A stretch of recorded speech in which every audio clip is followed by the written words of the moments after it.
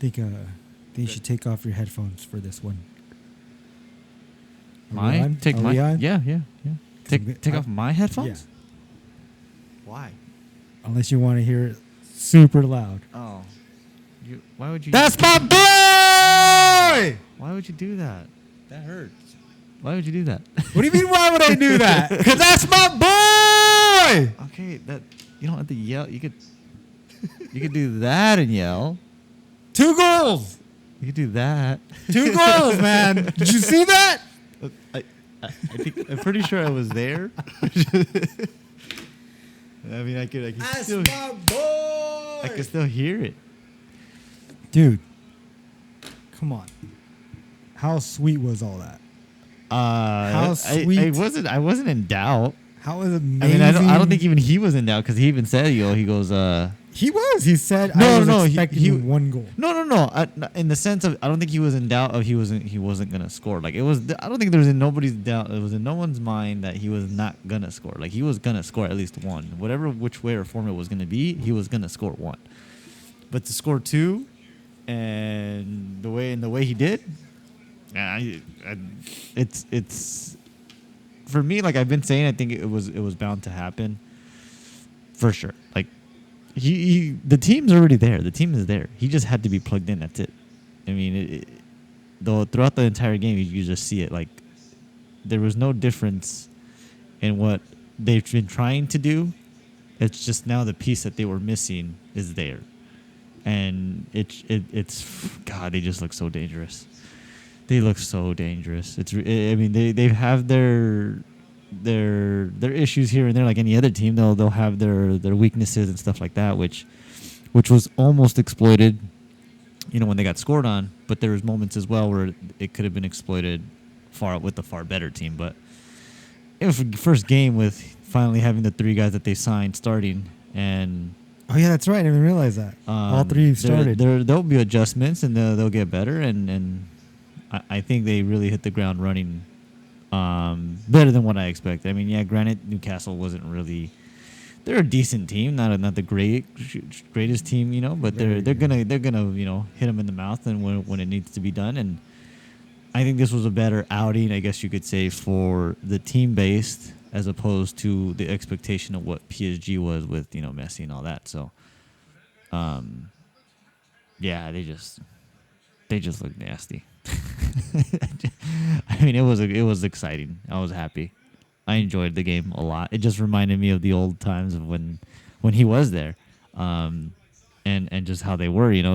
They put a goal, it gets tied, and it's funny because now usually in the past, when I remember when they would go down, they would pick it up and play well. This was like probably one of the few times throughout the last years since post Alex Ferguson have they really led the game and kind of like took control even when they got scored on. They got scored on through, honestly, I believe it was just one simple mistake, and then after that they just kind of like put their foot on the pedal and just kept going, and there was no stopping them. At least that's like how I observed the game and saw the game. Can I tell you how I saw it? I just saw Cristiano. That's all I saw. I don't even know who the other guys were. Everything else in between, before his goal, after his goal, and then the second goal, and then after the second goal was a blur. That's all I heard. No, that's funny. No, it really felt for me. Again, like obviously I'm a fan first of him than the team, but I was excited to watch because I like to watch him play. But I try to compare it from the first game at Juventus to this first game. And it was nothing alike. There was nothing similar to it. The first Juventus game, it was cool. It was fun. Like, I was excited too. But, like, I just felt that it was him mainly. Like, when he got to Juventus in that first, it was like, okay, it's him. This is all I thought it was going to be. Like, but for this game, I just felt like everything was so smoothly that it hit. Every cylinder just hit. Like everything was fitting so perfectly for this game. for his first game back at United and at Old Trafford. Again, I've never got the chance to really enjoy him the first time he was there. I saw a few games, glimpses of like how he was, but I wasn't invested in him as I am now to watch him. Yeah. Where it just felt right. Like it felt like, I don't know if you ever get a feeling like you just know this is really right. Yeah. And watching him play, watching him do it didn't feel like, it just didn't feel like the first game at Juventus where like I think he wanted to get mad at certain players. I think he wanted to be like, what the fuck's going on? Like this one, it was like, no, like every single player in here, I think I really trust to like the extreme where I'm like, they're gonna do their jobs. Where I kind of like, I think Ronaldo understands like I don't have too much pressure on me, even though all eyes are on me because I'm back. Yeah. I think he realizes like this is a legit team, and I think I am the piece. As cocky as that sound, I think I am the piece that was like missing without them even realizing I was the piece. Yeah. Because they didn't know this was gonna happen. Yeah. Like they weren't going for him. Yeah. Right. So how we spoke on the so watching this game, like you said, if they feel and they look dangerous, I feel like it's only going to progress. I feel like it can only progress, and I can feel like it can only get better where they look like real legit contenders for the Premier League and for Champions. Yeah. Because as funny as it shit sounds for anybody that's listening, I didn't give a shit about this team last year. Obviously, I would talk shit to you guys about them. You guys didn't win fucking Europa League. You guys lost. You guys didn't win no trophies for a while. Like, that's how... it literally just changed once this guy set foot on the stadium, on the pitch. Like, even it changed for me to be like, I think he is what they've been missing. Like I just said earlier, like I think he is that missing piece. And you can see it on every single person in that stand is like, I think this is what we actually needed. And they never thought he would come back. Yeah. This is what like this, someone said it, he can write his own scripts. And he did. And he was able to do something where like, you know what? I think I am the missing piece that you guys have been waiting for. Yeah. It's been a long time. And I think, like he says, I belong here. It just feels so right. Yeah. It feels like you just put a glove on, like a glove. Yeah. It fits like a glove. And that's how it looked when I was watching the game. I think he did great. There was a few like he even said it. He was nervous. So I saw it when he tried to score right away with his left, and he like looked like he was, what the fuck are you doing? Like looked like you were done already. Like, are you sure this is what we're getting? Yeah. And no, he collected himself. Everybody was playing the way they kept playing. I didn't see players around him playing like Juventus players where like I have to give him the ball. Yeah. And I know you said this in the past before where we're watching one game. You're like, look, he could have just went all the way in. Instead, he waited for Ronaldo and passed it. No, there was an incident where Bruno had the ball and he just knew that Ronaldo had to make that run across to take away that defender. Yeah. And he passed it to Sancho. And in Juventus, that guy probably would have been like, fuck, I got to give it to Ronaldo. Yeah. Because that's why we got him here. Yeah. This one's different. They didn't, again, the feeling of, the thing was like, we didn't want him here. Like, they didn't say, like, this is what we need for champions. They're like, holy shit, we got him here. I think this is what we needed. Yeah. I think that's how everyone feels. Like I think that, like, as much as, like, amazing he is, like, I think they're realizing maybe this is the piece. Yeah. You know, as much as he's been here in the history and all that and all those accolades. But I think at this time, as much as a different player he is now from the first time he was there, it feels it just feels right. That's how I saw the whole game. No, yeah, I mean, I'm not gonna. It's like there were pieces missing, and I don't think it's in the sense that he was the key piece, but I think he was part of the piece to just make it even better because they were, again, like I said, they were in the right track this last year. They were going for the right, they were competing. They came second in league.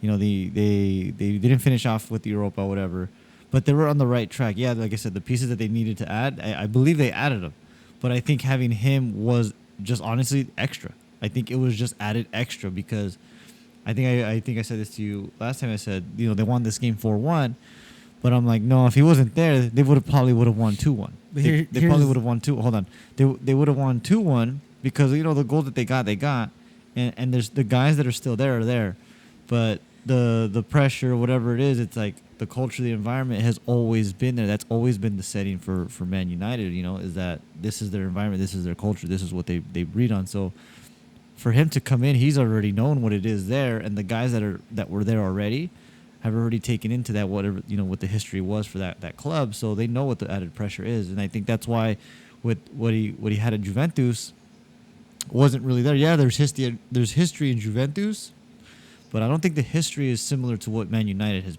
has made and become. Because with the players that they've had and everything Sir Alex Ferguson basically built on in that club has still, continued on even after him. And with the players that have come and gone and this and that, it's normal. It's what you would think would happen, Sir Alex retiring, and the players tried to carry on that momentum, and and then players left, and then they added players, and then they struggled a little bit, but they were still holding there. And when Oli came in to coach, everyone didn't really take too kind of him because they didn't think he would bring back what they've done, but he's done exactly what they've done before. It's just the pieces that he had, and I think he's really doing it in the way Sir Alex Ferguson did it when he got there. He brought in that culture, he brought in that environment to these players, and then little by little he started to go find the players that he needed for his team, and the same thing became about here. We started to get those players that we needed and started to really push for that competitiveness of what United has always been. And adding Ronaldo not only just bettered it, but it surpassed. It's going to probably surpass a lot of expectations now because they were already on the right track with Sancho, Varane, and the guys that we've been getting throughout the years. Just adding Ronaldo, yeah, it's not going to be like, okay, pressure's off guys. No, I think it's going to input more pressure for everyone else to step up. But I think what's going to happen for him is going to be like his already persona and presence alone is going to be solely focused on him. It's that he knows what he has to do, but the guys around him also know what's still to come and what they have to do because they were there already before him. That's the difference, is they were already there before him, and they already know what this environment is and what this culture brings, and especially this club. So they already knew all these things. Like Bruno had a stellar year, last year and the year before, and same with other guys. And Pogba, struggled last year, but I mean, I think even before Ronaldo, the first game, I think because the guys that they brought in, Pogba was all right. I gotta step this up, or else, if I'm not gonna last here, I gotta at least perform so that maybe I do end up somewhere else if I'm not happy here. But I think with everything they brought in, I don't think they brought it necessarily just for him, because obviously they want to win as a club. But now what's there for him, he has no reason to leave now. Like, I don't think he's gonna want to say, I don't like being here anymore because of Ronaldo. No, this guy's gonna stay here and say, I want to play with Ronaldo. And sure enough, his performance is gonna improve along with all the other guys that were already doing well. I mean, Greenwood started this game. Sancho found, again, they started Sancho, they started Varane.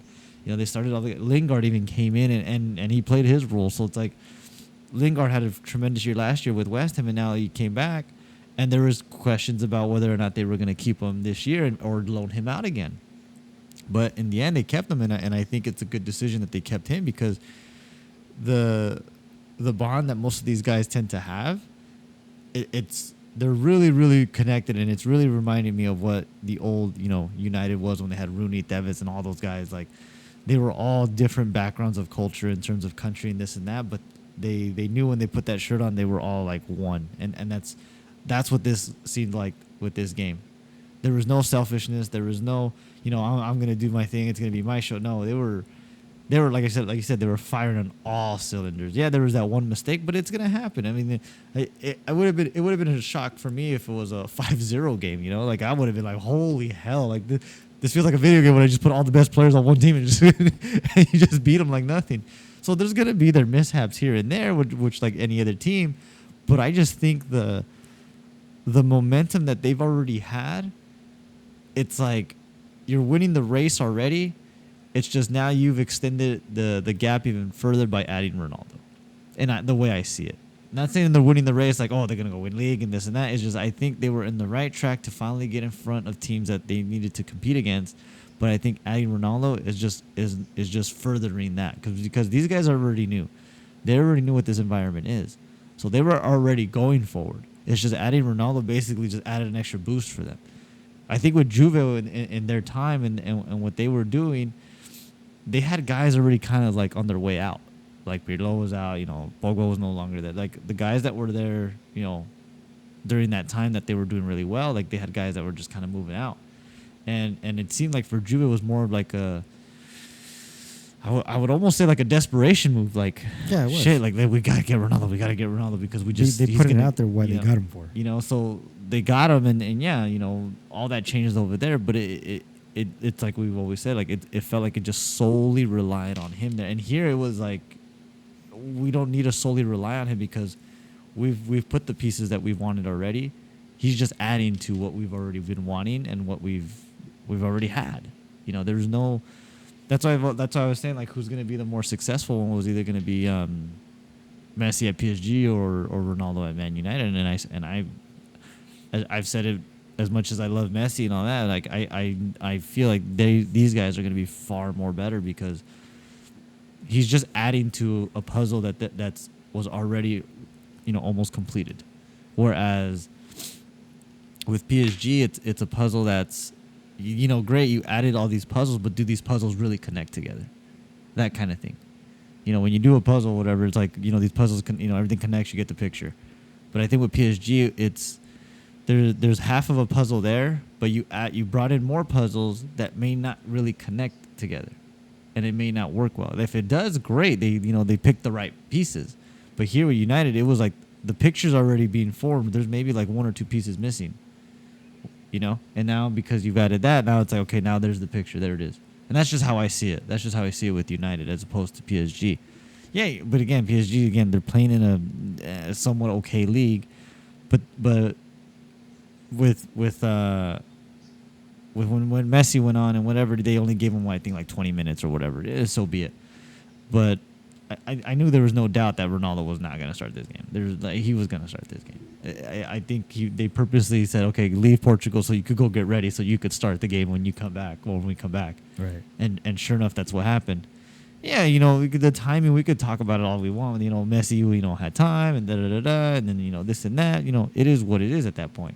Now it's okay. Yeah, they both got their one game under their belt. I guess you could say Messi's performance was, when he did it at Argentina, the last game for the international break, whatever. And that's his momentum with that.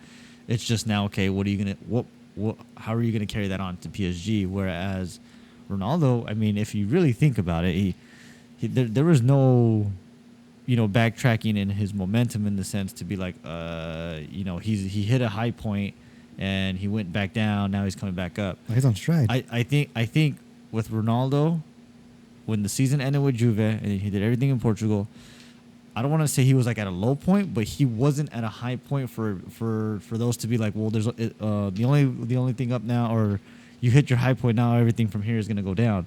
I think for him, it's like, well, it's all uphill from here because he didn't do really well with Portugal, he didn't do well with Juve, so it's like, What do you mean?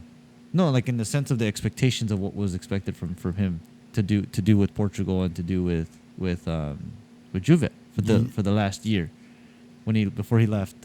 Right when he left. So Juve, he didn't do much. He didn't do anything. His last year.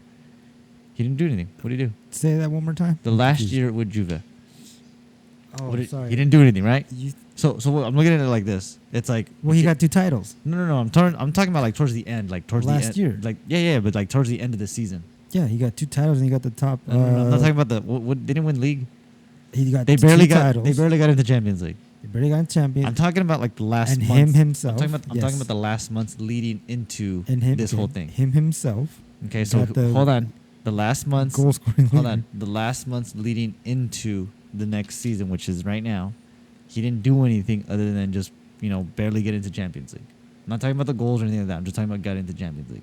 Okay, with the team, that's what he got. But hold on. I'm not talking about the whole year. About collectively, because you're talking about Portugal and you're talking about Argentina with Hold Messi. on. Right? I'm trying to get to both. Watch. So with Juve, the last few months, it seemed like a disaster because the last few months you saw they were struggling just to get to Champions League. I'm talking about the last like 2-3 games. Got it. Okay. So the last 2-3 games, they just skated by to get into Champions Right. League. Okay, then he goes to Portugal. Yes, he scored his goals, but he didn't go further than the first round, right? Yeah, They lost in the first round. Okay, First so again, goals great, fantastic, but the expectation of him and Portugal, especially with that team, was to go further than that. Right. So again, it was in the sense I don't want to say the low point, but it was a mid to low point in the sense where it's like, well, anything after this is basically uphill. So anything you do after this, you're just gonna go uphill from here. With Messi, okay, everything was obviously a disaster with the whole Barcelona thing. But then he went to Argentina and won the whole thing. So he's kind of at a higher point than Ronaldo at that point. So for everyone, it's like you just won with Argentina. Right. Great. So now when you come to PSG, you should be scoring the moment you step on that field, you should be scoring 10-3 goals. Like 10 to 30 goals. Like that's literally that's what everybody's like, I guess you could say, mindset of him. Right. Yeah. So but he got there. Everything was ugly with Barca because at first everybody wanted to do it with Barca, and then everything happened. So he was at a high point. The Barca team kind of dropped him down. Then PSG, he goes and plays. Obviously, his first game or doesn't even get to play the first couple games. First Okay, couple weeks, yeah. yeah, it kind of goes down again. Now he finally goes in.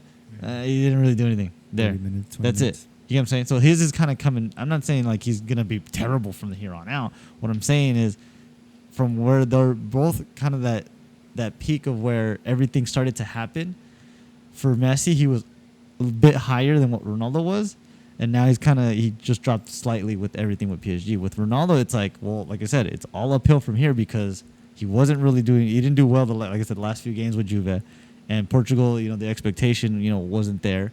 So now it's like anything he does, it's just kind of like, okay, boom, boom, going up, going up, going up. So like today.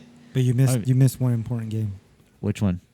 The record-breaking goals. Oh no! But that's what I'm saying. Sorry. If you add that, that's what I'm saying. Is that was already after the fact. He's already got signed with United, right? Yeah. So like I said, everything up leading to that point. Now, like I said, after the whole Portugal thing in Euros, I'm talking about like the end of Euros and the end of Copa America for both of them. It's like Messi's up here, Ronaldo is here. So for Ronaldo, it's like anything after that is just Oh, I get it. So that's kind of where it's at now, and that's where I see it at. But again, everybody was in the talks of Messi now with Ballon d'Or. This game, it's like if we're gonna do that with Messi with the Argentina how he won, I'm pretty sure everyone's gonna do about with this now because he just came in first game and scored 2 goals. Everyone's like, okay, this guy's probably like a shoe for Ballon d'Or all of a sudden. So now like his name is gonna be back, tucked into the race. Like it's just that's how the community, I guess you could say, of soccer had views it. Like they literally they put them under a microscope for every single game. So the last game, Messi obviously didn't do anything. Ronaldo's debut game, he scored 2 goals. He's going for Ballon d'Or. We got to give him. Well, it's like I tell Ronaldo. I said in the last podcast, these guys literally do something one week or one day. The other guy does this almost matches it. It's like inedible now. Like, yeah. Look. The couple days before Messi got a hat trick at the Argentina, right? And broke the Pelé record, right? Yeah, so he did that. Right. So they're like, So what you're saying, I get what you're. I understand what you're saying. Yeah. But yeah, I guess my point with that is that the pressure in terms of for Ronaldo, it doesn't seem as though there's any much pressure in the sense of what the outlook looks like, of how everything built up to this, where it's like, yes, the expectation for him was, how can I put it this way? I feel like it's now like how it was for Messi. Oh, Messi didn't score. It's because of the team. This and that. Messi didn't play. Oh, because of the team he has behind him. Da, da, da, da, da. I think it's gonna shift and be like that for Ronaldo, or it's like if they don't do well, they're not gonna really put it on him now, as they used to. Because with Juve, it always was like, oh, Ronaldo didn't score, because he sucks, and he does it. Not towards the end. Well, yeah, no, that's what I'm saying. Because people started to kind of make that realization. Yeah, because he saw what they did in the past 3 years. There. Yeah, he literally. I still think he did more for the league and the team. I know, but I'm saying I guess you could say the double standard for Ronaldo and the double standard for Messi were two completely different things. Where it's like, oh, well, Messi didn't score. Oh, poor thing. It's not his fault, and da da da da. But with Ronaldo, oh, he didn't score. Oh, you know what? Because he didn't try. It was just a massive double standard. But I think the tide is going to turn here in that sense because Messi now has the team. Now he has those guys that everybody's been trying to say like, oh, he doesn't have the team, Or over here, it's like, well, Ronaldo's back with this club. He's going towards the end, and just let him enjoy it. And da da da da. So, I that's what I'm trying to get at, was that the pressure for him is not what everyone may truly make it out to believe in this terms. Right. Like, he has to score every single game. I think a lot of this stuff is just gonna be like, I wanted to say effortless, but like, it's just gonna become so natural in the sense of like, it's gonna go back to what the club used to be, and what everybody enjoyed watching them to do. Because it's like, I'm watching this game and I'm like, this is what I used to wake up at 6 a.m. for, like, and 5 a.m. to watch and see the enjoyment and excitement and the team and just everything about them, and every single player. Just, you're so excited to watch. You're not there just to watch Ronaldo. You're there to watch all the other guys as well. And yeah, this was a whole team effort. Like Bruno, oh my God, the banger this guy put on it. I mean. Yeah. The thing is, it's like stuff like that is now gonna free up again for all these guys, because everyone's like, shit, where's Ronaldo? Where's everybody back up? Go to Ronaldo. But now it's gonna open it up for everybody else to shine and do well, and everybody was already trying to do that even before him. So that's why I think again that this team is gonna be successful in that sense, because of him being added to this puzzle. I mean, I don't think it wasn't gonna be. I don't think it wasn't not gonna be like that without him. But I think it just added to it now. I disagree. I think without him, if things went the way it was supposed to go for Juventus and he never came over here, I think the element and the level. You gotta change it. It says recording. No, I don't know what that beep was. That wasn't that. What was I saying? Yeah. I think the level of Manchester's like aura going into the season, like I told you, like the first I wasn't even interested in the playoff game. I mean the friendly games. Yeah. So for Juve. For Man U. So what I'm saying, I'm disagreeing with what you're saying. Like, you think it would have been the same. I don't think so, because a player, the way people talk, saying the player like a Ronaldo and Messi. No. There's only Messi and Ronaldo. Yeah. So either one, these two guys bring something more than that. And here's the key elements of what I was gonna say earlier. What Ronaldo brings, and what I've seen in the past, literally 5-6 years, since Euros, since he won the Euro Cup, I don't think he's missed a game in a bad fashion, of injury fashion. I'm knock on wood, like a Bale, like a Hazard, like any other forward that's a 9. Also, Cavani doesn't play every game, and since they got Cavani hasn't played every game. So what this guy is gonna bring, an element of like, he's gonna practically be at every fucking game. He's gonna be at a top level at every fucking game, and that's what I wouldn't have saw if he wouldn't have came over here. Yeah. So what he brings to that is like, okay, like the players are gonna understand, like, hey, this guy's gonna. What I was trying to say is that Ronaldo brings key elements to his game that is a lot different from any other 9 right now. Yeah. As opposed to like Lukaku, Lewandowski. Yeah. These guys play on practically every game, and I think if that's the key for him to be here, it's like I said, it's going to be a lot different from the past, because I don't think he played almost every game. There was different tactics probably that he didn't start. Yeah. Or he came in like. You mean with Juve, right? No, when he was first in Man U, when he was younger, he didn't play every single game. When he was a lot younger, like in the beginning 2 years. Yeah. You know what I mean? Like no, yeah. Like a Rashford, like when. Yeah. This is why I was trying when he's coming up. Yeah. So this is why I was kind of saying I kind of disagree if you think it would have been the same, because Rashford, Martial, Cavani, they don't play every single game at the 9.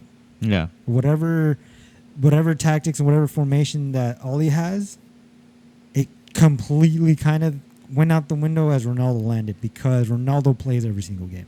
He wants to play. He even said in the interviews, "I'm a pressure Oli trying to put me in the game and start." Yeah. And the reason is like he's the only player like in the world that knows how to take care of his body. Yeah.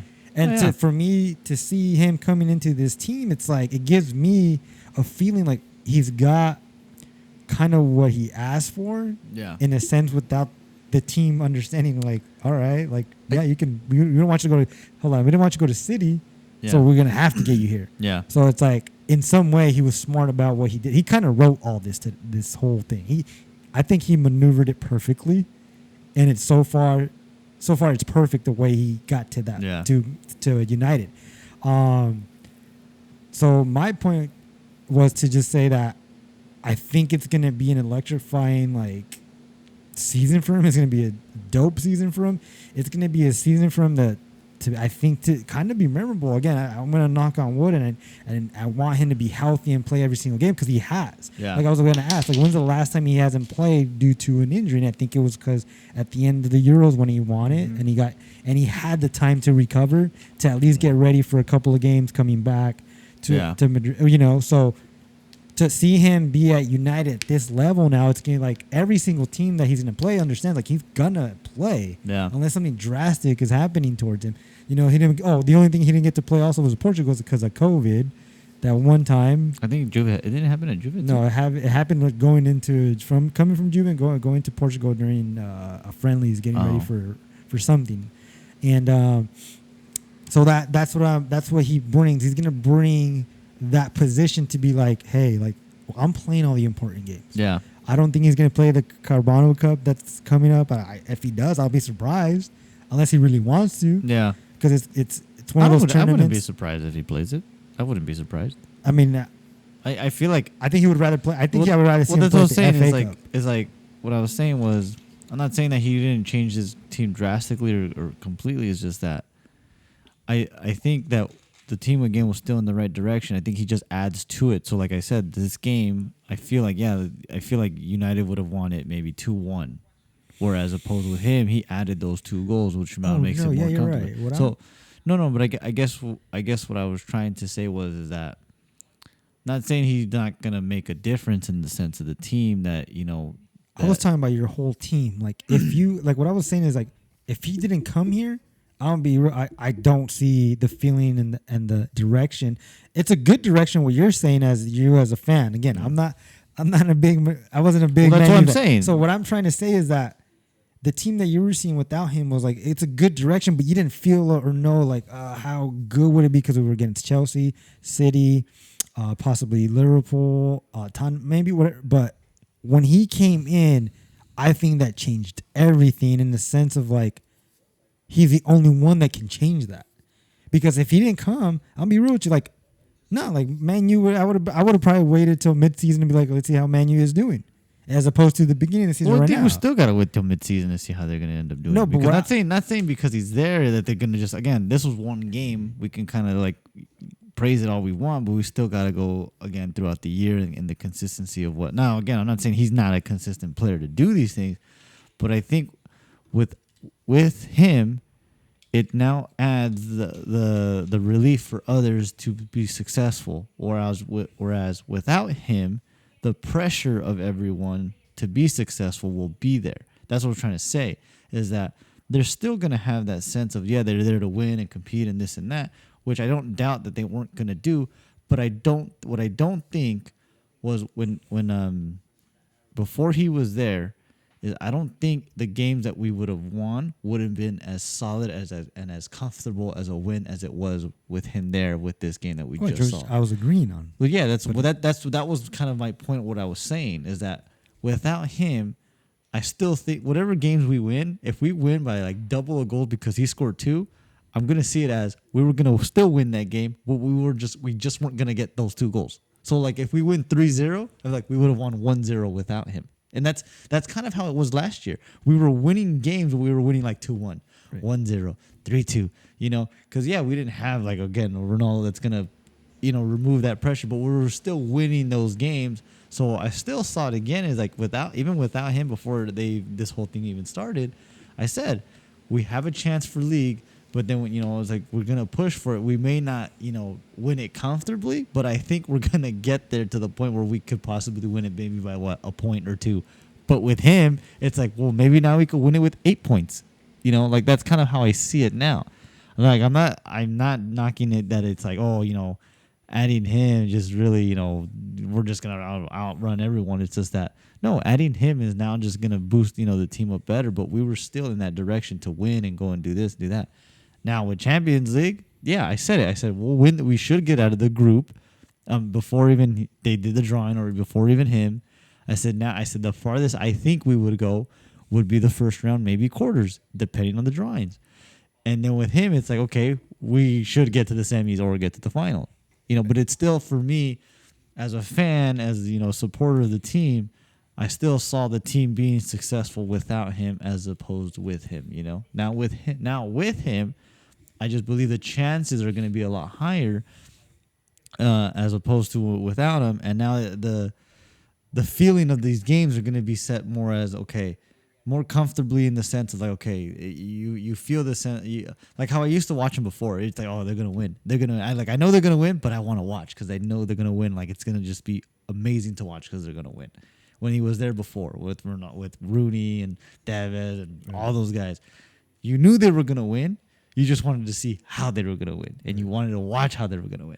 Without him, I would have been like, okay, we're gonna win, but it's gonna be like a goddamn nail biter. Like fuck, like why do we go to the last second to win 2-1? That kind of thing. And I think that's what would have happened with the Newcastle game. It was 1-1, but then he came in and got that second goal. Maybe minutes after. Where as opposed to if he wasn't there, we probably would have got that second goal with Lingard the last freaking minute of the game. And it's like everybody's going crazy. It was a 2-1 nail biter, but we won. Whereas here it was like he scored. The third goal scored. And the fourth one was just like, all right, we were already winning. So that's how I view it. That's how I'm seeing it. Where I know how you're like, oh no, I don't agree with you. But in the sense, it's what I've already known what this team was going and how they were gonna win. But I just don't think they were gonna win in the fashion of what it is now. If that makes any sense. Yeah, no, I think like with all the other pundits, and I agree with most of them what they said. It's this guy. He's gonna bring you goals. Yeah, no, I don't doubt that. I don't. But doubt again, that. I think it's gonna be games where it's critical, like you saw Portugal. Yeah, Portugal literally where they're losing. They were losing 1-0. The last two goals he's the reason. I don't think Cavani. I don't think Martial. I don't think Rashford. Link.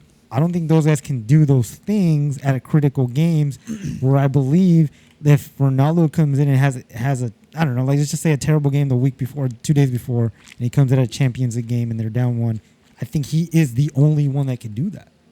To be like, holy shit, like yeah, he being here and he's given his last 2 goals. He's the only one that can do that. I guess to compare it in the sense of that analogy that you're putting is with him there, it is more capable of it happening sooner in the sense or at a higher rate depending in the game rather than late in the game. So for example, yeah, like it's 1-0, but he's on the field. There's more sense of like, okay, something's going to happen where it's either going to be him or he's going to help for us to get the win. But it's going to be throughout the game. Whereas if it was someone else, it's more of like, okay, we have to make a sub to come in to get us that. You get what I'm saying? Yeah. So I think that's what I meant. And so it happened actually, last year with Cavani. There was games where they were down or there was tied, and then Cavani came in and put a goal in and basically changed the momentum of the game. But I think it's going to be, like I said, it's not going to be in that sense anymore with him where he's already there. We may never even, I'm not saying never, but I mean, I don't mean to say never, but we may not be put in the situation where it may feel that way anymore, where it's like, man, we got to make a sub. We got to change something to do this or do that. I think it's going to be more of like, okay, let's change the game plan in the middle of the game rather than to make a sub. And I think that's what happened in this game.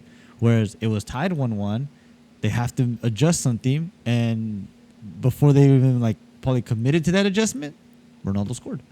Right. You get what I'm saying? Whereas that's where I was trying to say is that if Ronaldo wasn't there, 1-1, what's the adjustment? Okay, let's move this guy. Let's take this guy out. Let's put this guy. Then those adjustments get made, and then the goal comes. Okay, I can see where your point on that. Do you get what I'm saying? I was just trying to make my point in the critical games that he is the only one that can deliver those and put his team on the back. But that's what I'm saying. Is you know that what I mean? But and I don't think again.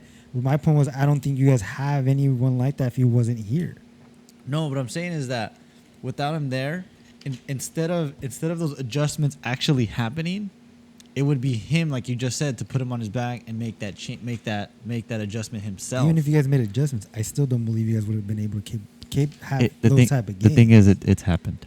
No, it's you're not happened. getting what I'm saying. I am getting what you're saying. No, the guy. The difference here is like I was just trying to say, the difference here is Ronaldo's on the field already.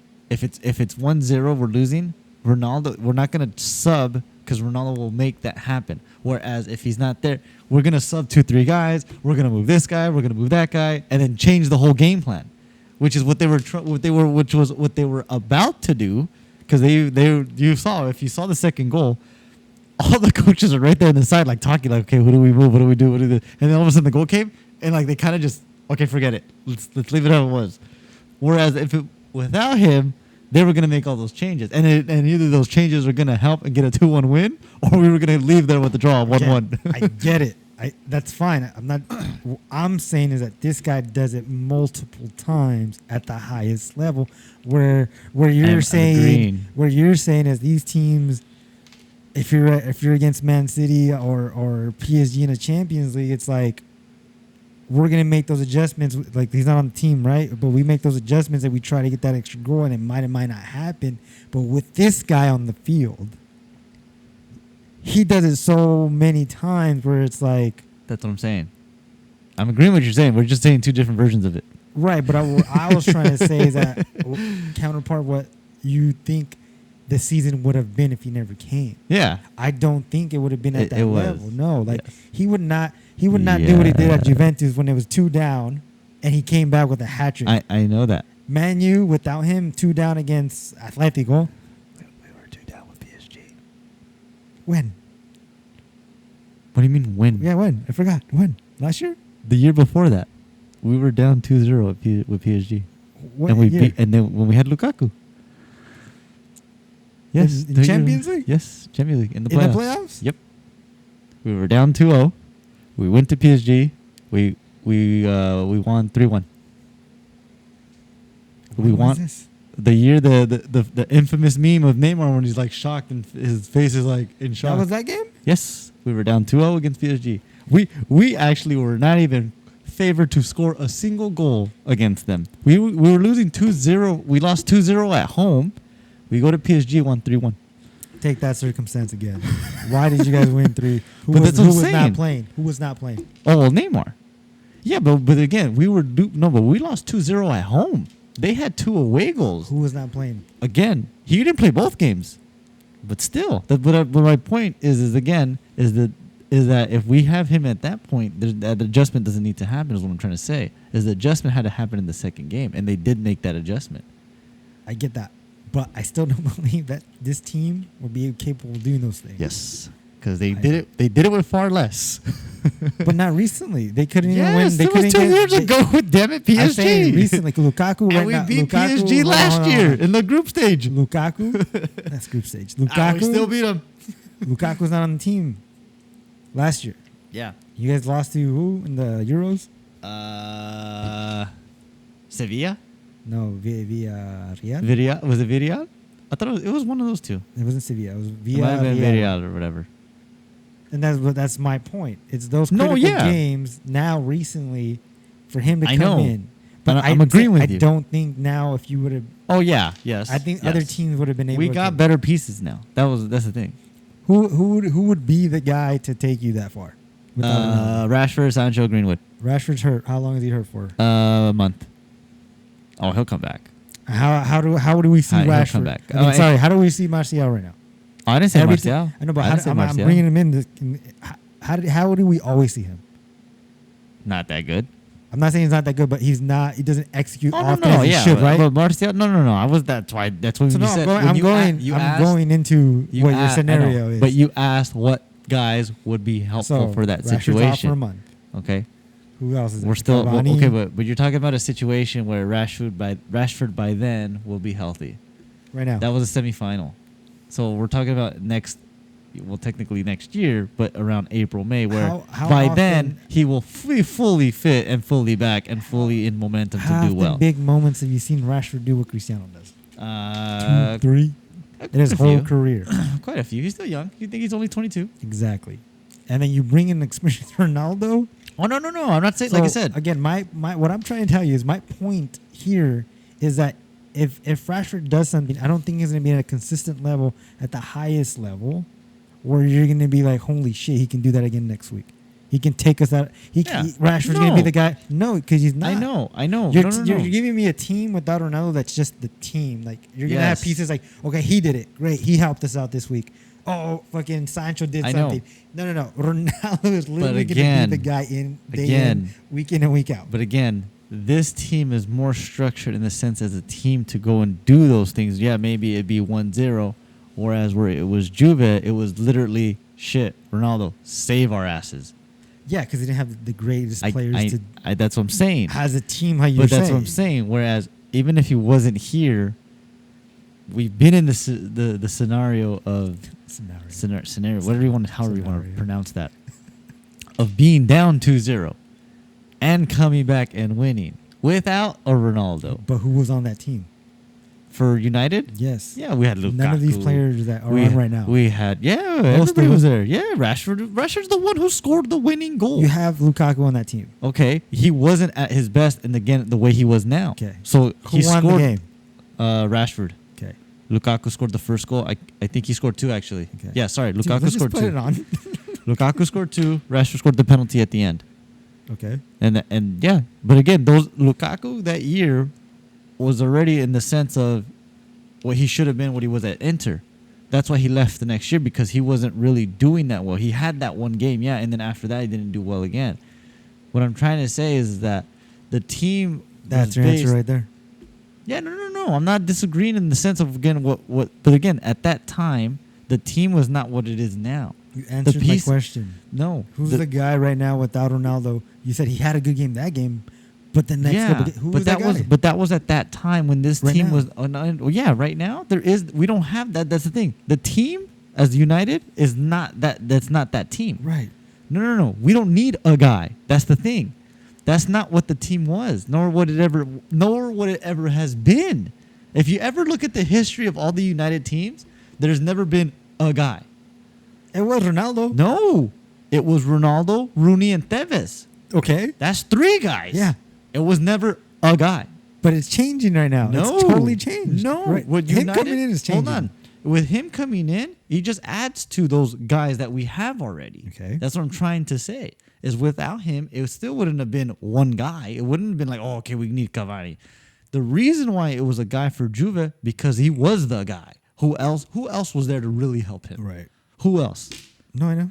That's what I'm saying. With United, it was, for the last few years, it's never been a guy. It's always been multiple guys. It's been multiple teams. And that's the thing with United that in the years past, in the history, and if the best thing I've ever read was from Sir Alex Ferguson. When he found his players, he didn't go after players that were the guy to be the team. He went after players that were going to contribute for the team. So he always said, he goes, oh, yeah, I picked up Tevez. That was going to give me at least 10 goals. If he gives me 10 goals, that's a successful season.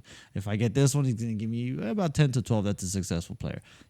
That's what it was. And then same thing. So when he had Rooney, Tevez, Ronaldo, you're talking about Tevez, who loves to go and score, and he wants to be a goal scorer. Talk about Rooney, who's also a goal scorer, and you got Ronaldo. So it's like, well, shit, who, with when they were there, any other team would have, like how Juve would have said, you need to give everything to Ronaldo because he's got to be the leading goal scorer. But it's like, no, they all want to score. So Ronaldo was going to score his goals, but on top of that, the others were going to score along with him. So it's like, well, shit, Ronaldo scores 1, Tevez is going to score 2. If Ronaldo scores 2, Rooney and Tevez are going to score 1 and 1. So the game ends up being like 4-0 every goddamn time because they all want to score. So that's what United has always been. And that's what they've been in all the years past. That's why they were successful even after him. Again, they got to Champions League with Chicharito. It's Chicha. But that's my point. He was a good striker. But that's my point. But he wasn't the guy. But he was a good striker. But he wasn't the guy. You're missing my point. No. You're missing my point here about what the team is because you don't know the team like I know the team. Yes, it's a team. You're looking at one player. No, well, here's why. You're giving me a team that's a collective, which I'm saying I'm agreeing with you. I'm agreeing with what you're saying. I get where Man U is and who they are. What I'm saying is that obviously Ronaldo in the past when it was a team is completely from Ronaldo now. I'm not saying Ronaldo's coming here and saying like I'm going to do what I did with Juventus and just give Yeah. me. Yeah. That's not what I'm saying. No, yeah. I'm saying what he's going to do without people even realizing what he does. Mm-hmm. He's going to do it. What I'm trying to point out directly is that if you take him out of the element in this whole season, your team is still going to be a team, Mm-hmm. which is great, cool. But if you have that same scenario against PSG and you guys come back, great. The following game, it's a similar scenario. You don't have something where it's like, wait, our main guy that we is our striker, because we believe strikers are supposed to give us the goals, is not going to perform like he did this game over here. Now, that's what I'm saying, that I don't think it would have gone that far without him. You put Ronaldo in, the expectation and realizing is like not going to be like, oh, you didn't do anything for us. It's more like, we know what he's capable of doing. Yeah. So if he does it to this game and he brings us back, great. We're going to be elevated to how to do it this game because the team collective is a lot different. Mm-hmm. Meaning like Ronaldo's in here and saying, look, I don't have to feel like I did at Juventus. Yeah. I know what this team is and what Yeah. he says, which I'm agreeing with you on. And again, I'm not saying that's not what's not going to happen with Ronaldo. What I was saying is without Ronaldo, these players don't see it as like, okay, we have like a level of like we just turned up a notch differently because of Ronaldo's presence alone. I'm not saying like we have to give this guy the ball. Yeah. No, what no, I'm no. saying is like these players are gonna look at it and be like, look, I'm capable of doing my shit because he's bringing us execution with the goals. So I'm gonna do the same. But when I'm over here without Ronaldo, would I have a Cavani up there? Maybe he's full 100%. Maybe he's not. I have to give it a little bit. Maybe my dynamics of today's game is a lot different from last week's. Those things come in consideration because this consistency of the high level is a lot different from coming from an FA Cup to the league and then going to champions, as opposed to Ronaldo literally at 100 almost every game. Mm-hmm. So again, taking him out of that element gives you guys more of a team involvement going into these high pressured games that, okay, cool, you'll have that game that you gave me, that scenario against PSG, great.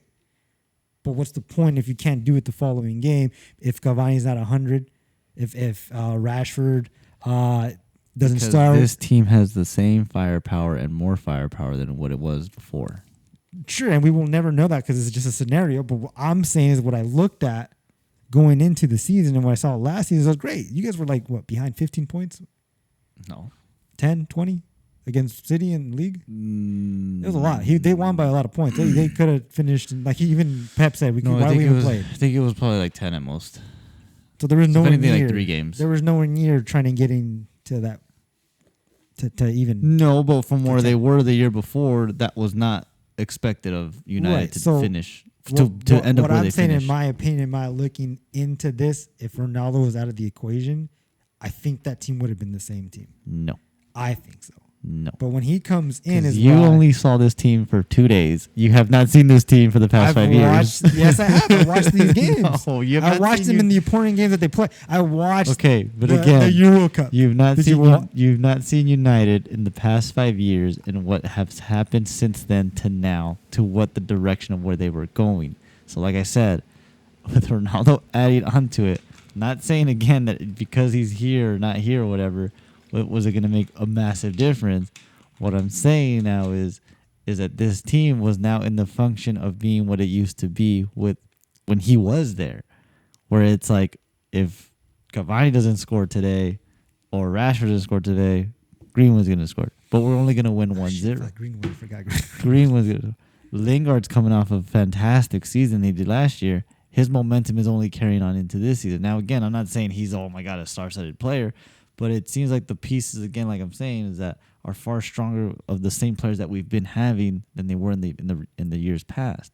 So yeah, Rashford's coming off an injury, Cavani also as well, but we have guys again that are there that would have at least contributed in the sense to at least win the game. Going into Champions League, things like that.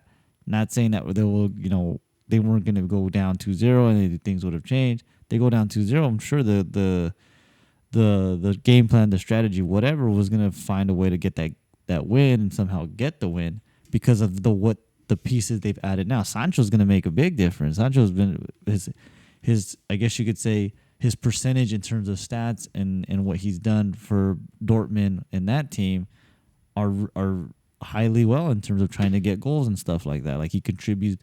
I guess there's like a percentage of how many goals he's contributed to or whatever, and they're like it's really high compared to some other players. So yeah, like I said, with him there, Varane now being in the back, probably a far better solid defender than Lindelof. And I just saw Lindelof in the Sweden game, and it was a disaster. So I'm pretty sure he's not coming back onto the team anytime soon. Varane's going to make the big difference. Sancho coming in is going to make the difference. Bruno, for some reason, just plays better with United than he sometimes does with Portugal. And again, Lingard coming off the year he came off of. So everything was just, there for them. Now, in the sense, again, were they going to be comfortable and, satisfying wins? Probably not, but they were going to be wins nonetheless. So what I'm trying to say is that just because, Ronaldo's there, yeah, it's going to add to it, but even without him there, I still believe that they were going to be successful in terms of what they're looking for in their years of plans in terms of what they want to do. If this year wasn't that, let's say we don't get Ronaldo, let's say we don't win the league, we get second, but we lost it by 2 points. And then Champions League, like I said, because I even said it before Ronaldo, they were going to probably get at least to the quarters, maybe even, the first round, and then maybe even the quarters. That's the furthest I believe that this team before Ronaldo was going to go. So as the team progresses, hold on. No. It is what you're saying. But again, there's a plan, as I always seen with United, and it has been the plan that they've been looking, I guess you could say, towards, has becoming about. So last year or this past year, they were also not only going for Sancho, they were trying to go for Haaland. So if they couldn't get him, obviously nobody got him this year. Somebody's going to get that fool next year. Somebody's going to get. I don't know who's going to get him. Somebody's going to get him. So if the year goes off the way like I just said, I guarantee you next year they were going to go for somebody. Let's say Ronaldo stood at Juve. For all we know, we probably could have went after him this end of the season to try to bring him back next year to be that year where we may. So the year we're probably going to get now is probably the year we were going to get next year in the terms of how the team was going, how everything was going. But because we got him now, we basically just skipped the year that I just described that we didn't have him. So we may now go to semis. We may end up winning the league now because of it. Like I said, we may end up in the semis or even in the finals. Who knows now? Because again, the Champions League, we never know. We never know what can happen in Champions League. Fucking Chelsea had a disaster of a season and then goes and wins it all. Like their season was on the brink of a disaster. Like I said, with these teams, you never know. So Chelsea's probably by far one of the best examples. They had the players. Obviously, the coaching was the reasoning why they were unsuccessful, and they ended up getting their coach mid-season almost, and ended up turning it completely around and ended up winning Champions League.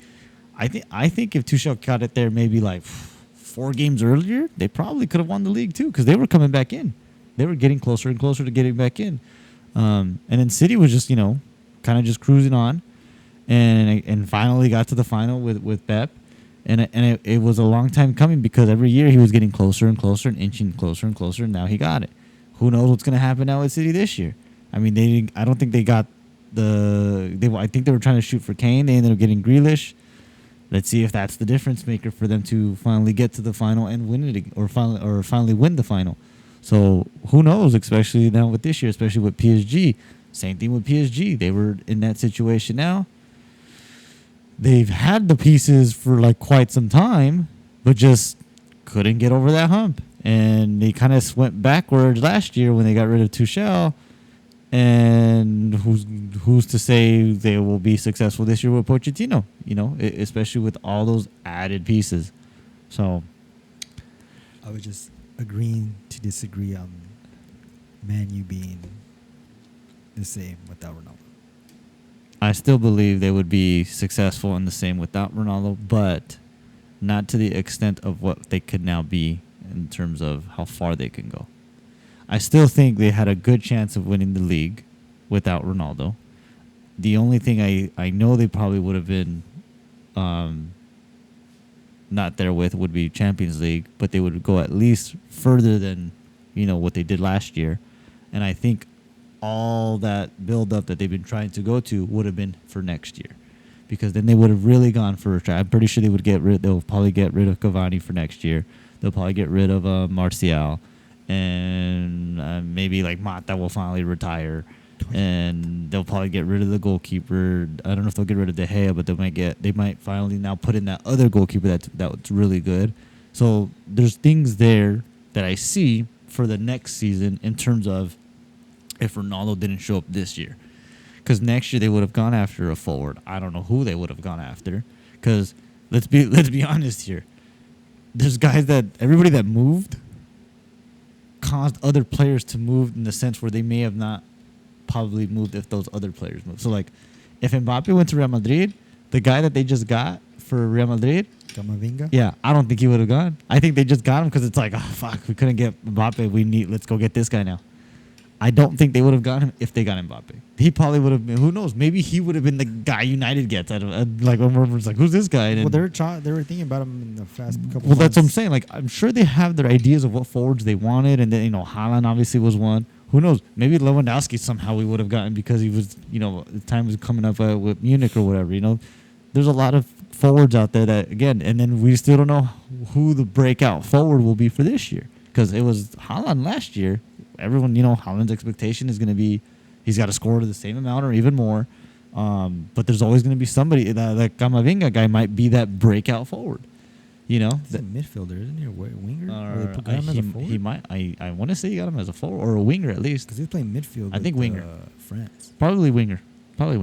Looked like it was a winger. Yeah, because I know Benzema's up there. Yeah, because he went in for Hazard. Who knows? Maybe Varane would have convinced Benzema to come to United and like, hey, just Madrid. Like, if nothing happened with Madrid and they didn't get anybody, it's like, fuck, leave. I think actually, real quick on that, the breakout. I think it might be Memphis to buy. Well, that's what I'm saying. Yeah, that's what I'm saying. So again, it could have been Depay, and then he's already at Barca. But I'm saying like a lot of these moves. Every year there's these things happen and you never know. Like, I honestly don't think Camavinga goes to Real Madrid if they get Mbappe. I'm not saying they're not going to go after Mbappe again next year, which I'm sure they are. I think he probably would have.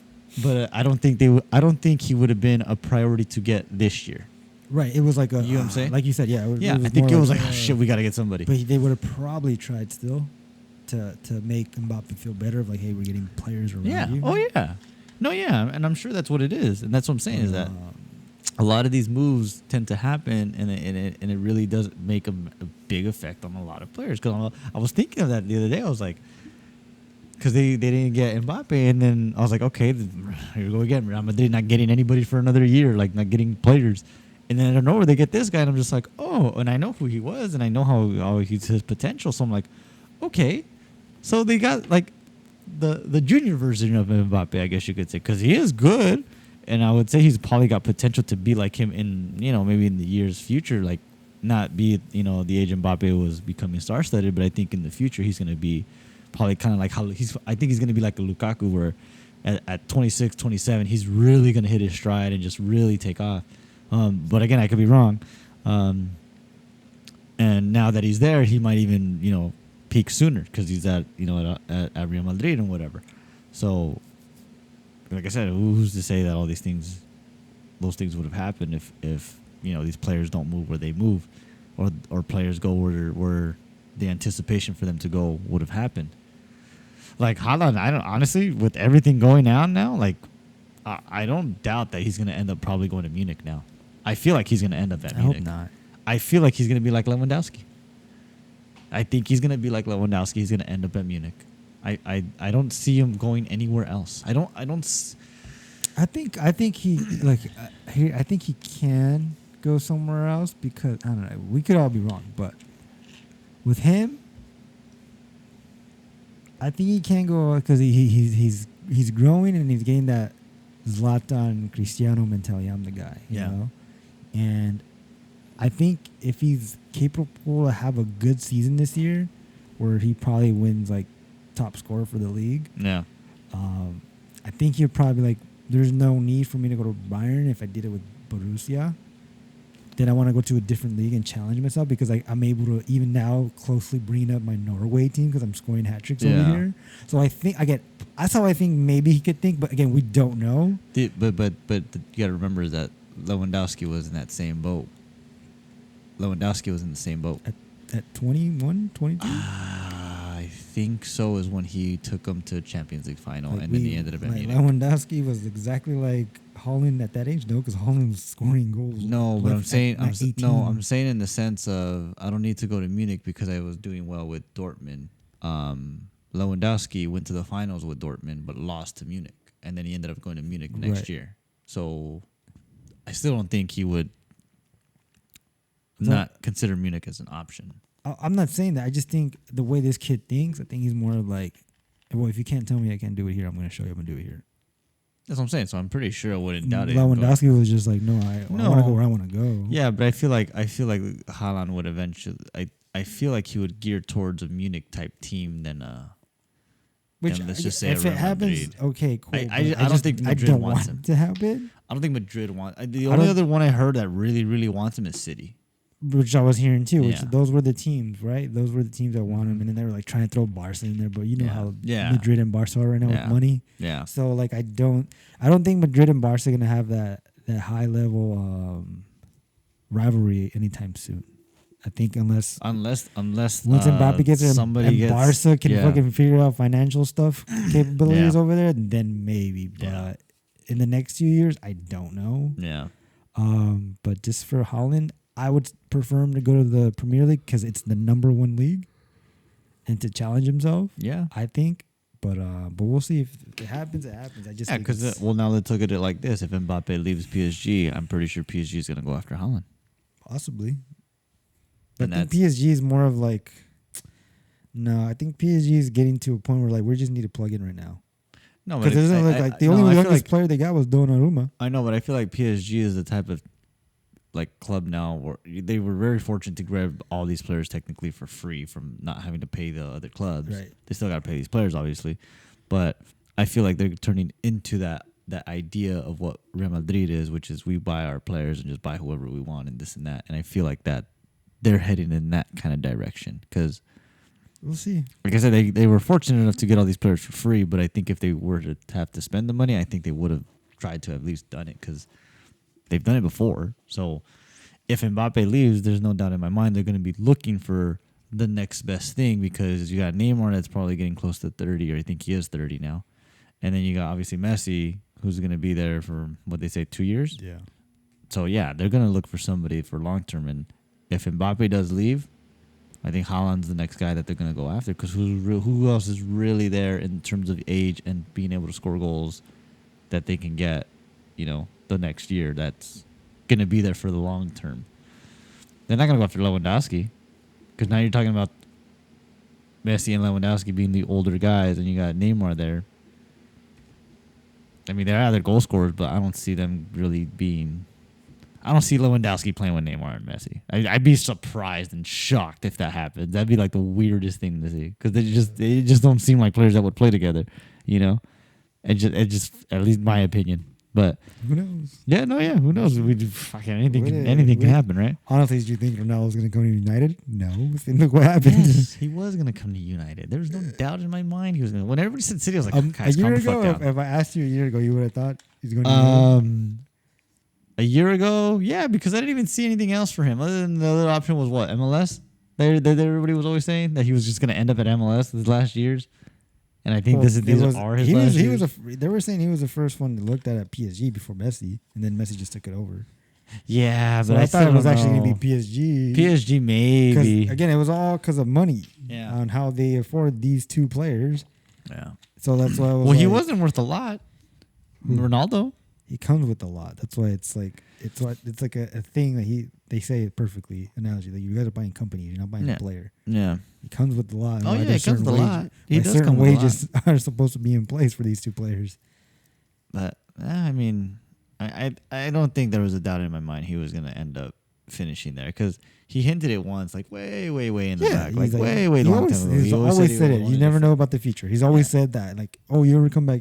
He's like, he never said no. He just said you never know. So there was always the thought that he would end there or at least go towards the end there and then maybe end somewhere else. But I always believed that at some point towards the end he was going to end up back at United and maybe be there for a fucking year and just let me just finish off here and have my goodbye kind of like end of the year season and finish there, and then go on and do something else or I don't know, play at MLS or whatever. But yeah, I figured he would eventually go there. When I thought maybe he would do one more year. I thought he would do his last year with Juve and then consider that option with United, which is what I thought. Like, again, United was in that direction. If he's in his last year, I think that discussion would have been far more open and aware, and people would have like speculated that rather than the whole speculation of the whole City thing, because that was just kind of like, oh, desperation, it seemed like. And then I think he knew he was going to go there regardless. I doubt for a second he considered City. I highly doubt it. Looking at it, I think it was like It was literally one of the show. I think there was a show going on for it. I think it was literally one of those. I think he wrote this script perfectly Mm-hmm. for how he wanted it to leave and how it wanted it. I think he did it perfectly. I think in his mind he was like, let's make it sound like I want to go there. But I don't want to seem desperate that I want to go there. Right, no, because it kind of looked that way because they had a legit team, and that was no. But I say in the sense of like he probably made it. No, like for himself, he goes, man, I want to go to United, but fuck, they're not calling me. I got to figure out a way to get their attention and get them to call me. You know what I mean? Without having to him being like, I want to go there. I want to play there. Well, let me be real. I think no one was. They said no one was really calling Ronaldo because one, they couldn't afford him, and if anyone, it was PSG, but they already got Messi. Yeah. So when they got Messi, like I said the last podcast, I felt like, is anybody gonna get him? Because he doesn't even want to be at Juve, and there was no one who can afford him. It was the only two teams was the United and City, and PSG, or those three teams. And again, PSG kept saying, no, we got our guy. Okay, cool, you got our guy. I'm sure Ronaldo's like, well, all right, go try at least one more time. But no, they got our guy. Okay, but I think he wrote it in a way where like, for a fact I'm not gonna go to City, but I gotta throw a show out there. Yeah. In the sense where like, even Pep when they were talking about it, he was like, he looked surprised about like. I guess we might get Ronaldo. Like, I guess I got to put him in because it's Ronaldo. Any other player would have been like, no, we're not getting him. We don't want him. Yeah. But he was like scratching his head, like, I guess I'm gonna have to coach this guy. And like they were surprised, or he was surprised, like, all right. And then obviously it didn't happen. And again, I think he just wrote his script perfectly. Yeah. I think, for 1 second I thought. It would have been like I said, I was about to buy the jersey and everything. Like I was like, all right, it looks like it is, but he fooled me. Then I think if that's what his goal was, but yeah, I mean, I think to try to end this whole conversation about him, I think in my view, I think he made the right decision. I think he left at the right time. I think going to United right now is just perfect for him and United in like holy shit way, like this happened, like it's just like, okay, it happened. Like in a good holy shit, like I think for both of them it works out well. I think it's going to be a great season for both of them. But I'm looking forward to it. I think it's possible again for him to get Champions League and possibly his 6th Ballon d'Or. Oh yeah. If he scores 25 goals, if he stood with Juve, I don't think he had a chance to be even the consideration for Ballon d'Or. I mean, with Messi, with that PSG, I feel like it would have just been like, well, shit, no one else is doing good. Messi did decent. Let's just give it to him. Like, I feel like that's what would have happened. But I think with this, I think it's going to be one of those. I feel like it's going to be like that rivalry again. It's going to be that like kind of come back, but obviously PSG and Man U again. Now. I think it's going to be in some way a rivalry, but it's going to be more of like,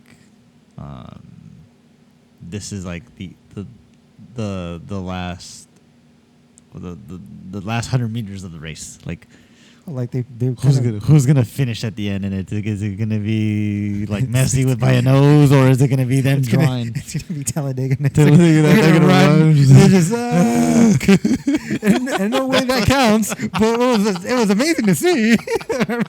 It's like they're running. Look at them. Oh, no way that counts. But it was amazing to see.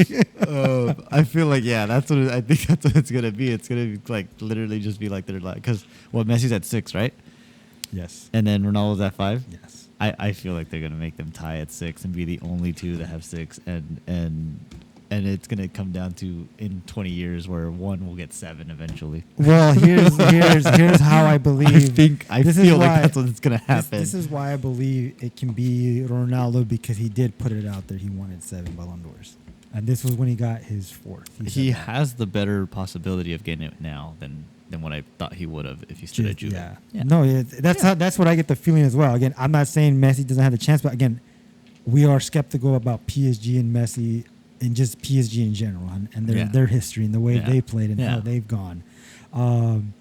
This does feel more, again, just feel like a perfect written story that he's doing it himself. He's writing it himself, and I think it couldn't go that way in the next 2 years if he can win this league, the champions, and if fucking amazing if he does it the following season, the World Cup, and that's it. Those 2 Ballon d'Ors that he was looking for. Yeah. So we'll see. I mean, it shows their schedule. What young boys? You got Champions League this week. Champions is this Tuesday. Yeah, Tuesday. He should score 5 goals. I wish. I doubt it. He's gonna get 1 or 2. He'll probably. I I don't doubt that it he sounds doesn't weird get to say 2. we should win. Oh shit. Ronaldo. Okay, I'm gonna do this. Ronaldo and United should win easily 3-0, 3-1. They're gonna. It should be more, honestly. If they were able to be that Istanbul team like 5-0, they should beat these guys at least 5-0. Well, I mean, they beat Castle 4-1, so Yeah, it should be they around should. that range. They If should. 3-0, 4-1. It's away. again, It's away, but I It think is they away. And then you got West the week Ham. after that same weekend. This next weekend, West Ham at West Ham. I mean, Is that? I can't remember if that's the good one because them and Aston Villa are the same damn uniforms. So I never know which one's which. West Ham is I think not West Ham's Aston a good Villa. one. No. Aston Villa is where what's the name came out of, right? I Where he's the at fucking United? same jersey. That's why I get lost. Greenish. What is going on? Greenish, right? What's his name? Why Greenish. is it doing all that? That was weird. Greenish. What are Am you I doing? tripping out here? What are you doing? I don't know. I feel like I'm tripping out here. Why? I don't know why. What do you mean? What's going on here? I feel like my phone is just going haywire right now. Yeah, it's an iPhone. Happened. Well, West Ham is good right now. Aston Villa's at 12. West Ham's at 7. Oh yeah. So But Aston Villa's where Greenish was at. I want to say. no, it was West Ham. Was it West Ham? I want to say it was West All Ham. right, probably let's just say West Ham. Let me see. We gotta see what the coach is there. If it's Moyes, then it's West Ham. Yeah, it was West Ham. Okay, then there you go. They're the good one, right? Yeah, they're the better of they that were color the better jerseys. of the jersey scheme. Yes, Yeah. they're the better ones of the jersey scheme. So you have they them, have them twice. the ones that One's the league and then one's the Cabral thing. again, I don't think he's gonna play that game. I'll be kind of surprised if he does, but I don't think he should. And because then he got home at Aston Villa, Well, the which next is a couple four of are days home. later. The next Huh? 4 are home. So and then Villarreal again champions, and then Everton. Everton should be a decent, more stronger game because it's actually I don't know. I don't know. They brought Benitez. I think back. after that, actually, it should be Liverpool is the first. I don't strong know, game. but these next 6 games, they should be wins. good. Should be wins. They should be wins. I don't see the. But that's what I'm saying. Hold So on, like, hold on. The Carvalho game, I don't know because they might not play all the starters because it's the first that game. That tournament's like. well, they but might play a strong team, not a like. I'll be surprised if he plays. They'll play If a Cristiano strong team, but not like a super strong That- team. that- Like they'll probably sit Pogba. They'll probably sit. Cavani should play Bruno. that game. Cavani will probably play that game. Ronaldo might play that game. They'll probably put in like Greenwood will probably play that game. Like they'll probably play guys that are like good enough and still like the goalkeeper, the second goalkeeper will play that game. Yeah, there you go. Thayez would probably play that over Luke Shaw. Maybe Lindelof will probably play this Van der game. Beek would start. Van der Beek would probably So like guys like that would Yeah. probably play this game. So I'm not too worried about that game because it's that. But if you put tournament. Ronaldo in the game, I'm pretty sure there's Jesus. still like that's what I'm saying. Like if Ronaldo plays that game with those guys, that would be that kind of game where it's like shit. They kind of go. They're just kind of looking for him, and they'll probably win like 1 or 2-0 because he'll score.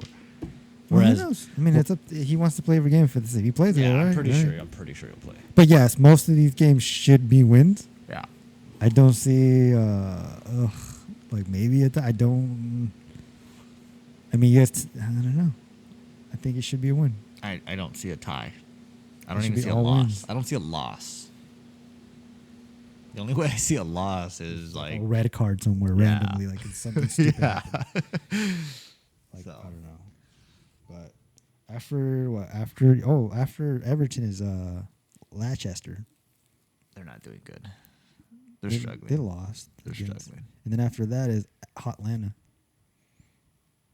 Oh, in the league, in in the the Champions League. champions. Ooh, that'll be a good one. And then That after should be a that one is when it's actually after that at Hotlanta game, or since that Hotlanta game is where the tough teams kind of come up. Yeah, the next literally in October going into November. Sorry, I'm fucking up this mic right now.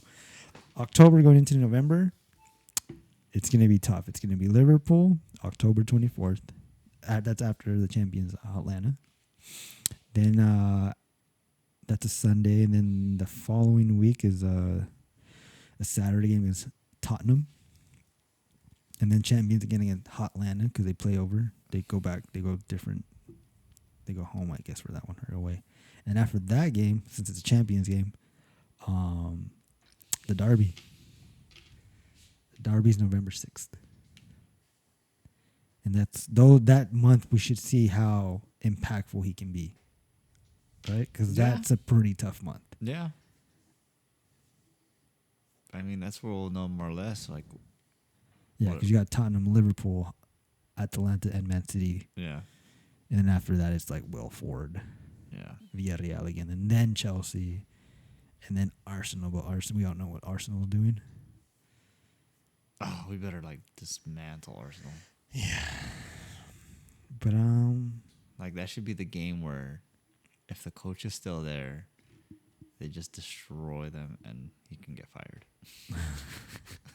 Sounds so terrible. he's gonna get sacked. Yeah, see, it already says it right here. I don't know if this is true or not, but it says Ronaldo won't play every game. It says Man United boss. So I'm pretty sure he's not gonna play Corona Cup. Which is fine because we still have the personnel to be successful. Yes. Like I said, So again, he probably won't play some of the second so game. yeah. If they win the first 3 or first 4 Champions League, he doesn't have to Yeah. play the rest of those, Yeah. which I think will happen. Yeah, because I feel like he'll play all the league games. All the league games he should I think play. most. He should play all the league games. Yeah, At he least all should. of them. So, but we'll see. We'll see as the games go by. But I'm excited for the first Champions League game. It should be good. Should be good. Away, you said, right? Yeah, away. Awesome. Well, that's Ronaldo. That's my boy. I mean, that's kind of the only thing that really happened. There's not much else other than that whole stupid Argentina thing with Brazil, which was ridiculous. And then, it made no sense that they played before that. Then they go to Brazil, can't play, and then the following week they play. They play they played Bolivia, didn't they? That's where he got the hat trick. Yeah. Yeah. Well, Messi said it perfect. He's like, why are you coming into the game if you know 3 days ago these guys were here? I think it was just the country's sense of what they, because, I mean, I guess you could say who they played before. I think the week before they played Venezuela. Argentina? Yeah, and those guys played. I thought that was the first game back. No, there was 3 games. I thought that was one of them. One of them was the Brazil one. There was one before that. I think Oh. I think the week before. I don't think the first game in the sense of the international break was Brazil. I think it was before. I think there was one before. And then it was Brazil, and then there's a third one because majority of the teams played 3 games. Majority of these teams that were in the national break it played was 3 games. It was well, I know for Portugal it was 1 friendly and 2 qualifiers. Yeah, but there was at least 3 games as far as I can know. I don't know if the Venezuela one was a qualifier, but I just know they played before that, and then they played Brazil, and then the whole thing happened, and then the following week they go and play Bolivia. I was like, okay, but I get it. If their country is obviously setting certain guidelines and rules for players that are coming in or people that are coming in, okay, Okay. Guess. I think you're right. They played September 2nd, Venezuela. yeah. So that's why, And then September. and I'm 5th sure was those the guys game. played. That's the thing is, I'm sure those guys played. But no, they played. And again, we're gonna agree to this. They played, but that wasn't Argentina or Venezuela. The thing was at Brazil is what the issue was. Yeah, no. That's what I'm saying. It was probably a country guideline thing. Where Yeah, no, it was a like, country guideline. That's The what I'm whole saying. thing. Well, that's what I'm saying. Like what Messi said, which is possibly the only thing I can agree with him so far, Yeah. is that he told the guy when he ran into the field and they were arguing. He was like, "Well, how did?" He's like, these players were on our team the past 3 days, and we were in your country for like a couple of days. Like, how do you do this now? Like you knew they were Well, here. they were already. there, but the thing was apparently that those guys lied about where they were. They basically got in and said, "Where were like?" I guess they questioned them and said, "Where were you the last But 14 days?" what he's saying is like you already knew those things prior to the whistle. Yeah, I don't know how they found out, so just from what I've read and just the little to no knowledge that I've gotten from that was they basically were players from England. They flew in for Argentina, the first game, obviously, and they flew into the next one. And I guess their questioning was that were you in this country or whatever the last 14 days, and they said no. They basically lied and said no. Right. So I'm assuming the people that questioned that went under that, and then somebody came and said, no, those guys were actually here. And they're like, well, they told us they weren't. Then they probably went back and said, or they probably went and did their, I don't know, research or whatever and investigation work and then found out that they were. That's when they showed up and then said, no, these guys got to get off. They lied. And da, da, da, da, da. So I don't know what their process is in terms of how they find out research or information, but it's a terrible one because it's like 3 of those guys play in the Premier League that are on TV and well known to the teams that they're on. It's like it should not be a surprise to know that they were not there. Like they should have at least known where every single player plays from, because it's like that should be a thing. It's like these players come from wherever. Yeah, obviously Messi has all the attention, whatnot, but it's like if you're gonna look at all these players and question them, it's like, okay, well, look at the team they're on. Like you should know that they're coming from England, and that's a red zone. So it's like they should have already said no, you can't come in. I mean, even for their own team, I don't think they brought in Firmino, Alisson, Jesus, and Richarlison, because they all played in England. That's right. So I don't think I don't even think Brazil even. Actually, I think they did bring them in. They just didn't play in Brazil. I think they played when they went outside of Brazil, because then I was hearing that they were going to get banned from the Premier League because they were in Brazil or whatever. But apparently that didn't even happen. I don't know. It was a whole weird debacle. To be honest, it's just mentally challenged. Mentally challenged. I don't know. This whole new protocols, and it's just, I get it, but at the same time I don't, because I have my I don't want to get into all that. Yeah, but there's so much. It's just I don't know. It was unfortunate. It was weird to see someone just go into the field and stop the game. Yeah. So it was like, all right, whatever. Like, because at the end of the day, nothing really happened. No one died. So I don't. That's why I was just like, okay. Yeah. They played for 10 minutes already. It's like no one was passing out. Like, I don't think since then, that day right now, no one said, hey, 10 guys from Brazil or Argentina got COVID. So that's why I'm like, nothing. I don't know. Like, nothing happened. You know what I mean? Yeah. Yeah. So I don't know. That whole thing is. It is what it is, I guess. But I mean, was there anything else that happened? I don't think anything else happened. Just the season. The games are coming back. Yeah, we just started the season. Your boy got he tied and beat Pele's record. Finally. Oh, with the last game, right? The Bolivia one. Yeah, finally tied it. Yeah, I mean, I don't know what else, what much else there is other than that. I mean, the title race is going to be interesting. Liverpool out of nowhere just came out of nowhere. I wasn't expecting Liverpool to be up there. Well, they had that one year where, like, like you said, like after winning a couple, and it's like, we got to regroup. Injuries come and go, and now they're probably coming into form. Yeah. Let's see what else. I think it's going to be a good season for the Premier. I think it's going to be a good season for soccer, as much as all these changes have happened so far in the summer. Oh yeah. I think in general, like all these changes that happen, I think it's gonna be a pretty interesting all around season. From even like teams where I'm like, Zlatan scoring again. Oh yeah, he did score. Zlatan scored today, and it's like Milan might do well in Champions. Who knows? And like to see Zlatan still playing at 39. Yeah. Cristiano's at 36. He's going to be 37 in February. Wow. You know what I mean? Like these players are showing him like you can take care of your body and go long, and which is basically the messages that these guys are having, the older guys. Yeah. Because I don't know what happened to all the other ones. Like Iniesta is still playing, but he was in China at a high level. I don't know if he could have still been playing here somewhere. Like I don't know what it is. It's everyone's different from coaching and wanting players, but to be able to see Zlatan and Cristiano and Messi still do it at a high level, it's important to take care of yourself. Because, fucking 15 years plus for these three guys. For real. Like I don't who's the next one to do that? Who's been playing for at least 8 years, 10? In any sport or just right now in football and soccer, like right now currently, like who's after these three right now that I can think of? Like Bale's always injured, so I don't know how long he's gonna last anymore. He got injured again. Did he really? Yeah, I was like, wow, he just came back to Madrid just to get injured again. Wow. I was like, all right. The only other one I could probably think that could be on that stride, maybe Lukaku.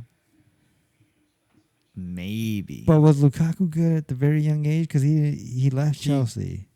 He always had potential. It's just nobody really gave him that chance. Because he was at Chelsea, and they moved him to like West Brom, and then they moved him to somewhere else, and then he went to Everton, or I think he ended up at Everton, and then from there, that's when he ended up after Everton. I felt like he shined at Belgium when they were like being the team. Yeah, he always had great potential. It's just I don't think a lot of teams, how do I say this? Like, were patient enough to really let him grow. Like they wanted him like now. Like you need to be the guy now. And that's what kind of happened. Even when he got to United, like I was thrilled because I knew I've always followed him, but yeah, he still needed something like where he and sure enough, that's why they got rid of him. Like also because he just wasn't fully where he was, and then he just really broke out, and now he's back at Chelsea, so and he's doing good, so. That'd be the next closest one I could think. I could honestly think. I can't think of really anyone else that I would think maybe Griezmann.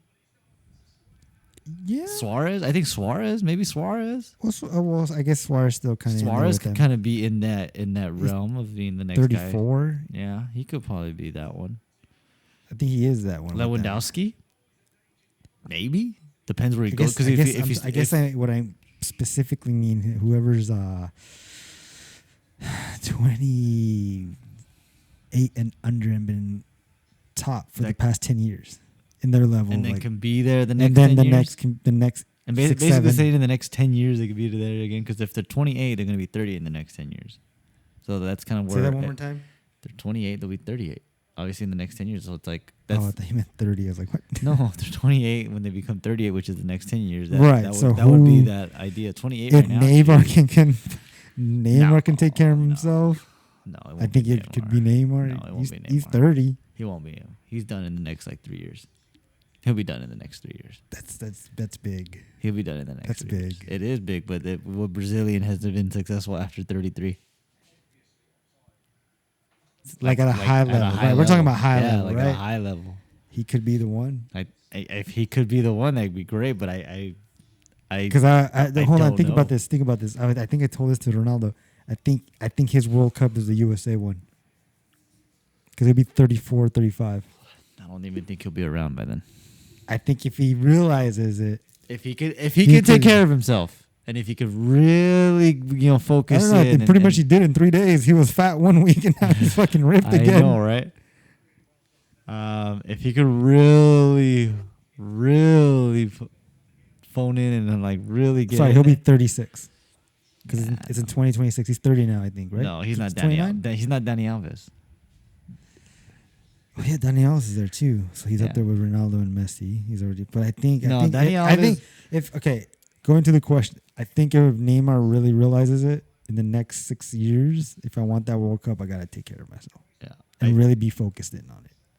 Yeah, he has to cut out. Well, the thing is, I think the difference with some players sometimes is, I'm not saying Neymar's not a family guy, because he still has that. He has that one kid, right? Yeah.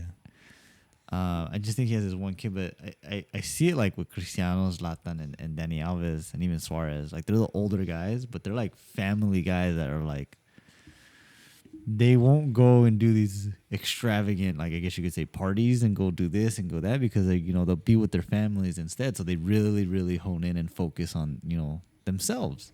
Where I think Neymar, yeah, he has his little one that he has, but it seems like he's just like, you know what, I have my little one, but you know what, okay, my little one's home, and I'm gonna go do my thing and go enjoy myself and da da da da. Whereas Suarez, Ronaldo, all those guys, it's like, well, there's no need for me to go to the nightclub or do this or do that, because I'd rather be with my family. And you know what, I'm home with family, I'll work out while I'm here with my family, that kind of deal. So I think that's just how they are. So I think that's what it is. That's what happens with, I guess you could say. And I think that's why Dani Alves was able to continue to play for so long, because, yeah, he's got like 3 or 4 kids. And then even Marcelo's the other one too. Marcelo has his kids, and now he's, he's getting close to the end. You can kind of see he hasn't been playing much, and now he's just kind of like, he's been going to go watch his son play, who's been playing now.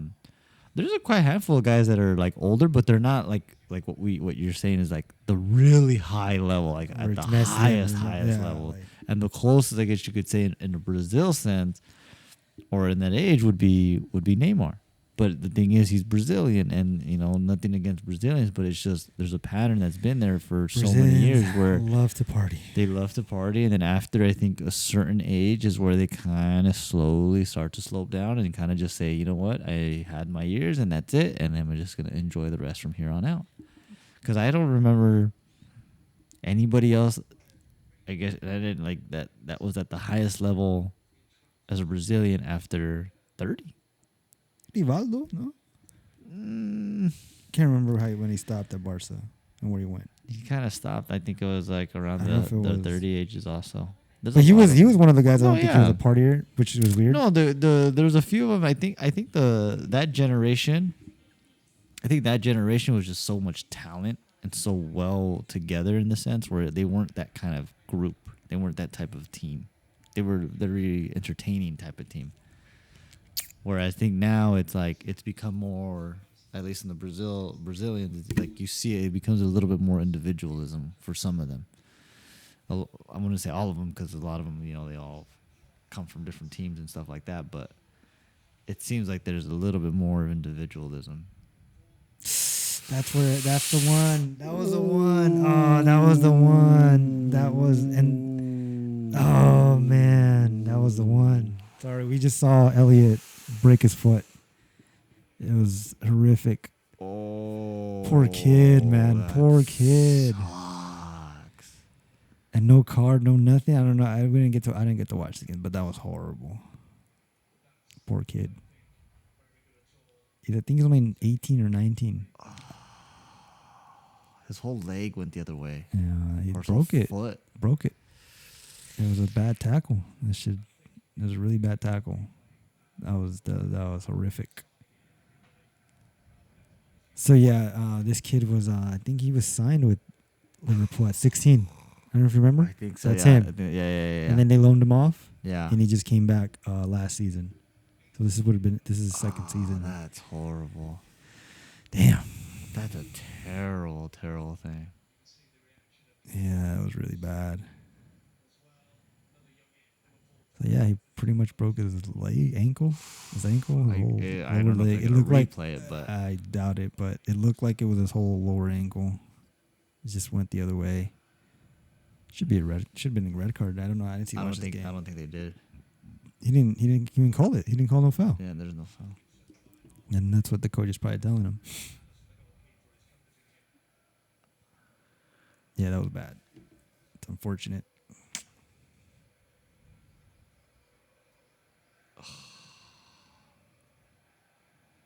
Oh yeah, they did get a red card. Which I mean, it's typical. It should be. Broke a leg, man. Broke someone's leg, dude. What are you saying no to? I understand it's a late call. That's probably what they're saying, but come on, dude, you broke the guy's leg. Yeah, you broke it. Like, come on, man. I guess. Well, I can't see from the replay, but they're not showing the replay. They're not going to show it because. But I I think the initial reaction from these guys wondering why it's a red is probably that the tackle was made in the sense that he won the ball. And It's it was just the just the after. after Yeah, which is where it's bad, where it happens, which I'm not gonna disagree fully here because it's happened. I've seen it, and I've been on that other end where it's like that wasn't a foul because there's been moments where a player will come in hard, they win the ball, but it's like they kind of went through the player at the same time where it was kind of in the sense dangerous. But the initial tackle was to win the ball, and they won the ball. So I could see why it wasn't a red card, but it's like, it's just the aftermath of him coming through is what ended up happening, why it became so ugly. Like, if nothing doesn't break a leg, nothing, this game goes on, and no one bats an eye about it. But because of how it happened, I think that's where it's like, that's why they're questioning it. It's like, yeah, he broke his leg, but it's like the tackle in the sense was somewhat clean. It's just the fact that the slide through, I guess you could say, and what he catches after is what really messes it all up. Mm-hmm. And that's I've seen that, and it's hard. It's hard to like. I could probably see why the ref didn't call it if we could look back and look at it, because he initially probably won the ball. It's just how it ended up, becoming about after. Shit, let me see if we can rewind that. Poor kid. Yeah, He's that only 18, sucked. 19, I think. I think it was after all that. Yeah, I think it was around right there. You kind of want to see. Yeah, he's right here, Yeah. 67. Yeah, I don't even want to see it. Oh. Oh. Yeah, he I could see why. I could see why it wasn't called, because he came on the side of him. He got to the side of him. He lunged in and won the ball. He did jump and he won the ball. It was From what it looked buckles like. it. From what it looked like is because when he jumped in and his left foot slid, like when he slid in, his left foot looked like it got caught. Oh, sorry, yeah. The lead United player, the left foot looked like it got caught on the Liverpool's right foot, or sorry, the same left foot, because of the way he was sliding in. But I mean, yeah, the red. No, but I get why. Why it kept going the Yeah, I advantage. could see why he let it go. Because he did initially win the ball. It's just that he landed on him in the terms of how he was sliding. Yeah. Yeah, it sucks. Oh, man. Watch it again. It's I because can't believe you can't see that again. I can't watch those things again. I could see it again. It's right here. This is it. Man. That's tough. He's good too. I just want to see where his left foot got caught. Yeah, see? He wasn't trying to get him like that. His left foot got caught because he kept sliding he in. kept sliding in. And then It just happened that way. His foot got caught under the guy, and Yeah. his whole body and momentum went Yeah. into that ankle. Yeah, It's unfortunate. yeah. Poor kid. Damn. Well, he's young. He'll recover. Hopefully. He's got time. Well, I mean, he's pretty much done for the season. Oh, yeah. So. But I've seen players come back from that. Like And you know what's he's crazy? young. What's crazy is that before I think I want to say maybe like 10 years ago, maybe even more than 10 years ago, players could not recover from that. But I think with everything now that's like become so far advanced in terms of like science, technology, everything that they got With now, modern science with and modern technology, science and I can technology, live seriously, through no, seriously, because I've seen players where like there was a player at Arsenal that he got like somebody 2-footed him so nasty that like his ankle was like literally on the opposite side of his leg. Like it was so bad. And like, yeah, he never recovered. Mm-hmm. But then I saw Valencia where he broke his leg into like 2 pieces. Luke Shaw broke his leg like in 2 pieces. But they both came back because I guess, the training and the rehab and everything that they did. Luke Shaw, if you ever see, if I could ever pull it up, if you ever see his, oh my God, like that one was horrible how his went. And yeah, his looked like he was never going to come back, but the guy is apparently the Roberto Carlos of these last 2 years now. Definitely, like if you see that injury, you would be surprised of how he's playing right now from the injury that he got. Luke Shaw, Yeah. the left back. Yes, he had a nasty one, probably like just as bad as this one. Like he broke his leg like in 2 places. Like it was bad, really bad. And then Valencia was the same. The same thing happened to Valencia 1 year too. Oh, I think I remember the. Yeah, Valencia and one. Valencia came and still ended up coming back and still played really well the last 2 years that he was at United.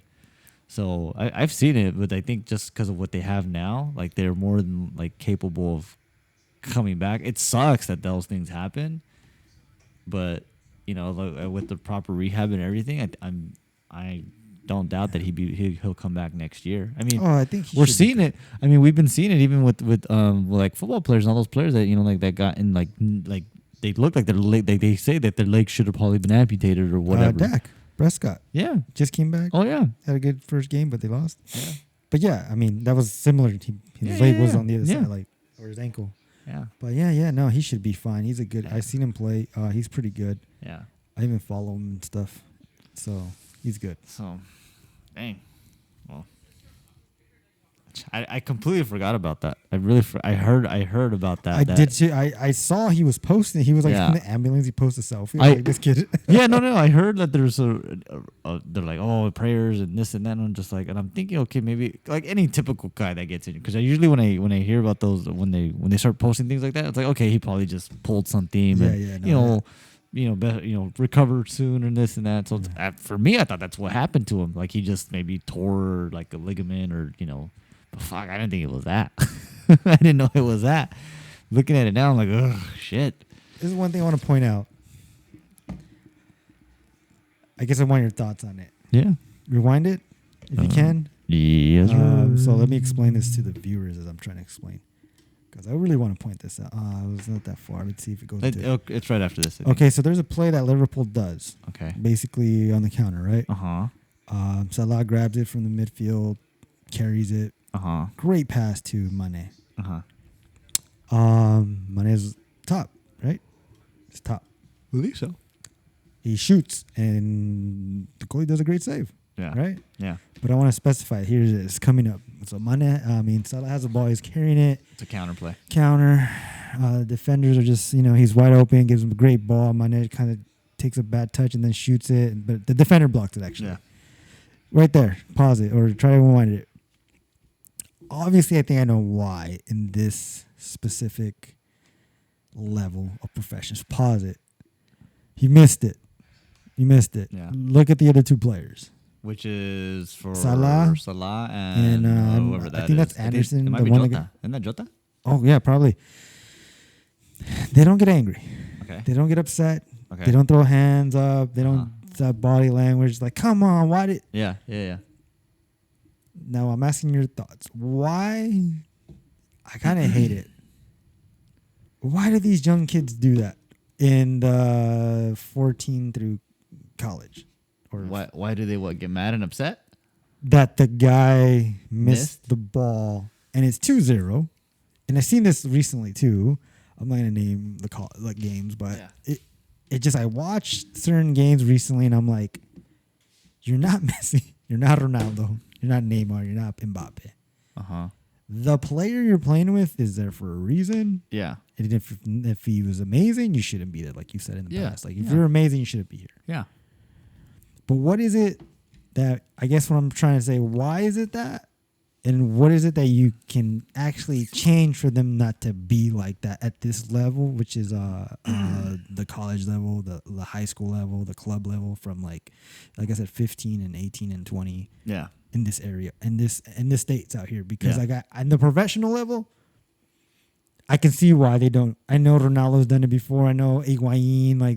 I get those guys why maybe they can't do it. But for the most part, I didn't see that reaction. See, just straight back. It's like, all right, we're winning 2-0. We'll get the ball back. But in the young level, I'm just like, you guys are so negative. That negativity bounces off. Because you have to remember the fact that these guys, before they became these professional settings, that they're in, they were still in a professional setting in the sense at a younger age. Yes. Whereas they were, 14, 15 in the academy team. And majority of these guys, have to remember, there's two things that are here that there's a few things here that the kids here have, and those guys when they were kids didn't have. Um, at the academy age, from 14, whatever, 18, you have to remember, these guys don't go home with their parents. Those 14 and 18-year-olds, when the game ends, who are they going home with? Their parents. What are their parents going to do? Criticize every single player in front of their own kid. And their own kid is going to believe their parents. Why? Because it's their parents. It's their parents. They're going to hear like, oh, why didn't he this? And why didn't that guy is this? That guy is that. So, yeah, there's those parents that are mindful and don't say that in front of the kids. But they tend, there are those that have, I wouldn't say no shame, but just in the moment, they don't realize it. They just think they're talking out loud, but don't understand the initial message that they're really kind of portraying in front of their own kid. Because then the kids start to become like, oh, like my dad said you suck. Like not telling the kid he sucks, but like he tells himself, my dad said you suck. Oh, so you suck. This and that. You're terrible. Because my dad said, I believe it. You're terrible. I should be scoring. And me. Whatever situation or whatever case it may be. But that's generally why these kids are the way they are. This is why, even when my message is always to parents is that when the game ends, whatever it is, don't be the coach as well. Because your view on the game is not the same view as what I've put towards these kids or what I viewed in the game. So that's always happening, and that's part of the issue here. And I'll say it here now because I've said it 100 million times now to all these parents, is that parents are the worst thing about club soccer here. They're the worst thing ever. They ruin the game completely for a lot of these kids, because as much as I watch and been part of and this and that, the worst thing I've always seen is as soon as the game over, the parent is like on the field with their kid, like reenacting a play that they messed up on and trying to be like, oh, you did this and that. And it's like, now the kid thinks that whatever you told them was the right thing and whatever I told them was the wrong thing. So they're gonna believe that, and they're gonna criticize. Well, later, obviously not there, probably in the field, but on the car ride home. The car ride home is probably the most sacred place to let everything out, because there's nobody else there other than you and your kid, or the parents together with their kid, and they're gonna criticize and they're gonna talk about it and they're gonna say this. I'm not saying every family does it, but there's a good percentage of them that do. And of course, they may think that the kid is not paying attention because kids now, they're on their iPads and whatever. But then there are those families that the kids don't have the luxury of having those things. So all they can do is just listen to the conversation their parents are having. And sure enough, there's going to be that criticism between the parents about, other kids and the team. And they should have done this, they should have done that, and this and that. And it's like in anything else. It's like in anything else where if they're criticizing a professional that's on TV, they're going to criticize a kid that plays with their kid. Yeah. It's going to happen. The sad part of it is like those type of people, or those families, whatever, either don't understand or just have not been in that environment to be part of that setting to realize what the idea and the whole big picture is for those kids and those teams and whatever it is that they're trying to do. And it's really in every sport. I mean, I'm not going to say it's just soccer. It's in every sport. Mm-hmm. Football, I'm pretty sure they're going to criticize the quarterback for making, 4 passes to one kid, but only passed it twice to the other kid or whatever. And then same thing in basketball, like you had the open shot, but he didn't pass. He took it into the lane and instead missed. And he should have passed it to you and da-da-da-da-da-da and this and that. And I wouldn't be surprised in water polo if there was criticism. I'm sure there is. I guess, I understand the point. I agree. I get what you're saying. I guess the other thing would be what can you do from a perspective, I guess, from a coach's perspective, a parent perspective, to help. Because what I'm saying is, like, these kids feed off that energy, right? Yeah. And if they're negative, they're all going to get negative, and Yeah. it's not going to mesh Yeah, well. yeah. And chemistry is going to. So how You- can one, the way in that sense, help change that directly? the way you have to do it, as much as coaches don't want to, is you have to educate the parents. You just have to. As much as you don't want to fully involve them in your game plan, you just have to educate them well enough for them to understand what your game plan is or what your ideas are, to the point where it's like whatever happens in the game, they understand why it happens. Because it's I get it. Like with the professionals, obviously they're professionals. They're not gonna like explain every detail of why they played the way they played or whatever. They're gonna give at least a summary of it. But it's like with the club, it's like you have to remember these parents all believe their coaches also, regardless of if they've done it or not. There's gonna be some that, yeah, like I said, there's gonna be some that are there just to watch their kid and nothing more. They won't criticize, they won't say anything, nothing. But then there are those that every single ball, every single play, they're coaching just as much as the coaches. So if you educate them in the sense to make them understand what you do and what your philosophy is, they'll have somewhat of a better understanding and kind of accept it and be able to just enjoy and just watch the game. So it's hard. It's not saying it's gonna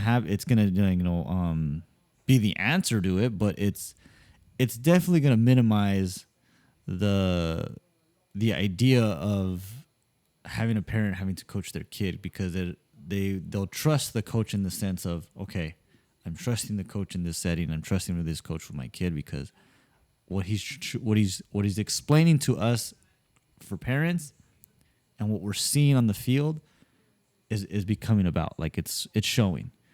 So if I don't know, I explain something, but then on the game it's like it's something completely different, yeah, they're gonna start criticizing. Well, you said this, you said that. But if it's everything that I've been saying, then they're like, oh, okay, we get it. Like they'll understand it more, because I mean it's been happening now where like I've been in it so long that I see a pattern of things, and I tell people, and it's like I said, look, you guys see this team, you guys think this is what a team should be, and you guys want to go to that. And then you go to that, and it's not what you thought it would be. So I've told so many people, like with teams that I've had, I said, look, the idea of what I'm showing you, what I'm going to do is this is what's going to happen. I said, look, that team over there, watch. In the next year, in the next two, that team's no longer going to exist. This is going to happen. This is going to happen. But if we stay together, we do this, and this is what happened. And sure enough, it's like literally happening now, where the teams that I win against that were beating me are no longer winning. They're losing their players, and the team that I have is developing and now starting to beat those teams. And people are just starting to be like, "Oh, it's like what you said a couple years back." And it's like, "Yeah, because I've been in this. I know exactly what's gonna happen." Like, I don't want to say I know exactly. Like I predict the future. It's just that I've seen these things happen. You see all these teams at the younger ages with so many teams and this and that, but then as they get older, you start to see those teams, diminish, because by a certain age, by a certain point, some parent or whatever has an idea for their kid and they don't want to be on that group anymore, or this happens and they go to this team and then they go to that team, and before you know it, the team's completely gone, and all these kids all went on their own different avenues. And even some of those kids don't even play anymore. So a lot of it again is just the culture and what's being educated to these parents for them to realize, like, look, if this is what you're looking for, is like you have to, in the sense, cut yourself off from what it is you're trying to achieve in order for your kid to achieve it. I always use schooling as an example. I said, why is it that you do this with your kid at the sport, but you don't do this with your kid at school? Yeah, you said that. Like what difference are those those people? This person is educating your kid in math, science, and whatever, and this person is educating your kid in the sport, but in different aspects of the sport. So what difference is it there? You're paying for one, okay. Well, maybe you're paying for this one too. But in the end, it's like you're going to let this teacher do its job and not say, well, my kid is, if your kid is obviously failing in something, yeah, you're going to go talk to the teacher, and the first initial reaction is like, what's going on? Why is my kid failing? this and that. I'm paying you to teach my kid. Why is he failing? And, the teacher will give their response and whatever. And then they'll say, well, your kid doesn't do his homework. Your kid doesn't this, or your kid doesn't that, and da-da-da-da. That's the issue. Okay, let's fix it. We do this. And that's it. It's all said and done. I've never seen a parent go to their kid's school and say, oh, my kid's failing. Let's get you out of here. Let's go to the school down the street. Never seen that. I've never seen that. The only thing I would see that for is for a sport.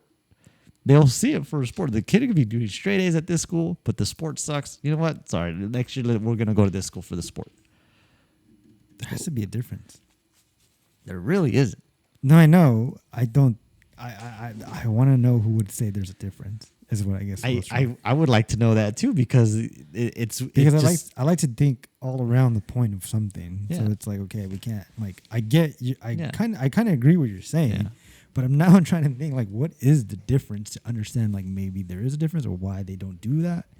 So that's what I'm saying. I kind of want to know why they don't do that for sports, because you're right. Like, if your kid is acting up at school and like, they don't say, all right, we're gonna go to another school. Yeah. Unless he gets expelled, Yeah. right? Yeah. Or there's discipline Yeah. stuff, or he's getting bullied and the school doesn't do nothing. Yeah. Then, like, that's what I've kind of seen only. Like, if it's bullying or like expulsion, to leave to another school. Yeah. Yeah. But I'm trying to see why most parents don't see that in a sport. Because I think in a sport, I'm trying to dissect it now. Like, I think in a sport, it's given as this is the only subject you're gonna understand. Yeah. Is what it is in front of you. Yeah. As in school, there's a lot of other things into play that, how do I put this? That the parent or the principal mainly, you know what? This is horrible on this specific area, but my God, he's great at band or wood shop. Yeah. Or, right? Like, he's doing well and exceeding that, but why can we figure out this part, right? Yeah. As opposed to, like, in soccer or in a sport, they're like, oh, well, he's really good at this sport, but, like, he has a horrible attitude. He fights with everyone. Mm-hmm. So the only thing to do, if they tell you that, is to leave, because they're not going to be like, well, he can play center back, or, like, no, like, this is the only sport. Yeah. So I think that's why they could leave and be like, well, what are you telling me, my kid? Like, then we'll leave. Yeah. Because I don't see a solution. Sorry. A solution in a sense of, like, the school thing. Yeah. Because when you're looking at it as a sport, again, obviously I'm not a parent, you are, and I always get this, like, well, you're not a parent, you don't know. Obviously I don't, but I'm trying to dissect and have thoughts around the whole different thing to understand why this and why that. So when I look at it from a perspective and a parent towards the school, like I said, there's multiple subjects that can keep the kid there, as opposed to, like, let's get up and leave. Yeah. From the negativity, like the ones that I just mentioned already, the obvious, the expulsion, all that. As opposed to, like, it's rare to see a kid go play a sport where the parents, like, what are you, like, if you're telling my kid's just showing up just to bully all these kids, of course I'm not going to keep paying to have him here. Yeah. So if you're telling me, like, those are the things he's doing and disrupting the team, I'm pretty sure they'll agree. Everyone can agree, like, no, he can't be here. This is a distraction. He's not even playing soccer. He's doing all this negativity. Yeah. As opposed to, like, well, he's pretty decent. I think he's looking good, but you're telling me this, and this, and they're gonna be like, well, he's good. Then why is that even an issue? They're gonna just get up and leave, right? Yeah. So they don't see it as, like you said. Like, I think you forgot one part. When they're paying, they feel entitled, right? Oh yeah. And that's one thing. I think that's what it is. What I guess I was trying to get at. Well, here's the thing though too, is that I can't speak for everyone, but there's those that pay for private school, and in private school, and I'd say the same thing. I said, well, you pay. I'm like, if you pay at a private school, and sometimes I have a conversation with parents. I said, I don't want to get into your personal life or anything, but if you're paying for a private school, it's like, do you feel the same about the private school? But you have an expectation, obviously, because you're paying, but do you still give the same initial reactions? Well, that's what I'm saying. Like, I think I think you're going into a specific. Again, I love what you're saying, the analogy, but I think you got to also see the different angles. And Yeah. what I try to see is like private school. They're gonna have their disciplines. They're gonna have their rules. Again, the point of the parent paying them is to get a good education and a specific education to be better at that, right? Yeah. So if they're acting out and this is happening, the parent is always going to talk to that school and see what the exact thing is. Again, if it goes down to expulsion and there's threats, and obviously the kid has to go. Now, if there is parents who are like, hey, you didn't like it, we'll take you to another one. Yeah. But again, it's just different from a soccer standpoint because they're away from that. So like the norm and the idea of a person's mind, like we're already away from school when we're here. Yeah. So we're just focusing on the sport. Yeah. Meaning like if I'm paying for a sport that has multiple coaches and clubs and I can find the nearest one as opposed to like private schools, probably again, like you said, there's probably like an analysis at your team that you said in the past in the last podcast, like, oh, I got to evaluate him. If he's good enough, to them, it's already second nature. They don't even think of that. He went through like a tryout. Mm-hmm. They think like, oh, he's going to make it. So like, as opposed to like a private school that they really need to get into, like some specifics, like you said, right? There's like, what's the word? Qualifications or whatever, I guess you could say. That they have to meet at a school level because it's all of the subjects that need to be taught, not just one subject. Like again, you're not taking a kid to a private school just for band. Yeah. No, you have to learn this. You have to learn that. You have to learn. Again, that's even going to yourself as an adult to a community college or a college. Like as dumb as it sounds, you got to do all the curriculum again the first 2 years. Yeah. You're trying to get to a certain level because of those colleges, and if you don't like it, you can get up and leave and this and that. Yeah. So I guess what I'm just trying to say is I think it's a very differential. Like again, I can agree. There's to a certain extent of what you're coming from, which I like the analogy and makes sense to imply that. But I think the average parent, like I said, I think I said in the last podcast, they don't see it as my kid's good. They just see like I'm paying for something that's a sport and he's pretty good, but they don't see it as like a soccer dad or a soccer mom. They're most of them. You can correct me if I'm wrong. Are more like, oh well, we put him in here because I guess he likes it. Not like, oh, I knew since he was 5, like he's legit, like he wants this. Like we're putting him in the best academies, the best soccer teams. Like we know, like those parents. Like how rare, since you've been coaching, do you know someone like our dad? He knows that when our older brother was really good, what he understand was the kid and what my dad may not have known where to go, but he had an understanding what my kid can do. Yeah. As opposed to like my dad not being soccer anything and having our oldest brother be like legit and be like, well, I don't know, this is what I'm supposed to do, or am I supposed to do this? Yeah. You know, so how often do you get the parents that really you think that know the sport and been in the background enough to be like, I know why he's good enough to be here, and I understand where you're coming from discipline and this and this has to work, as opposed to a parent where like, well, I don't know, I'm just paying for this and I'm hoping the best for him because he's decently good.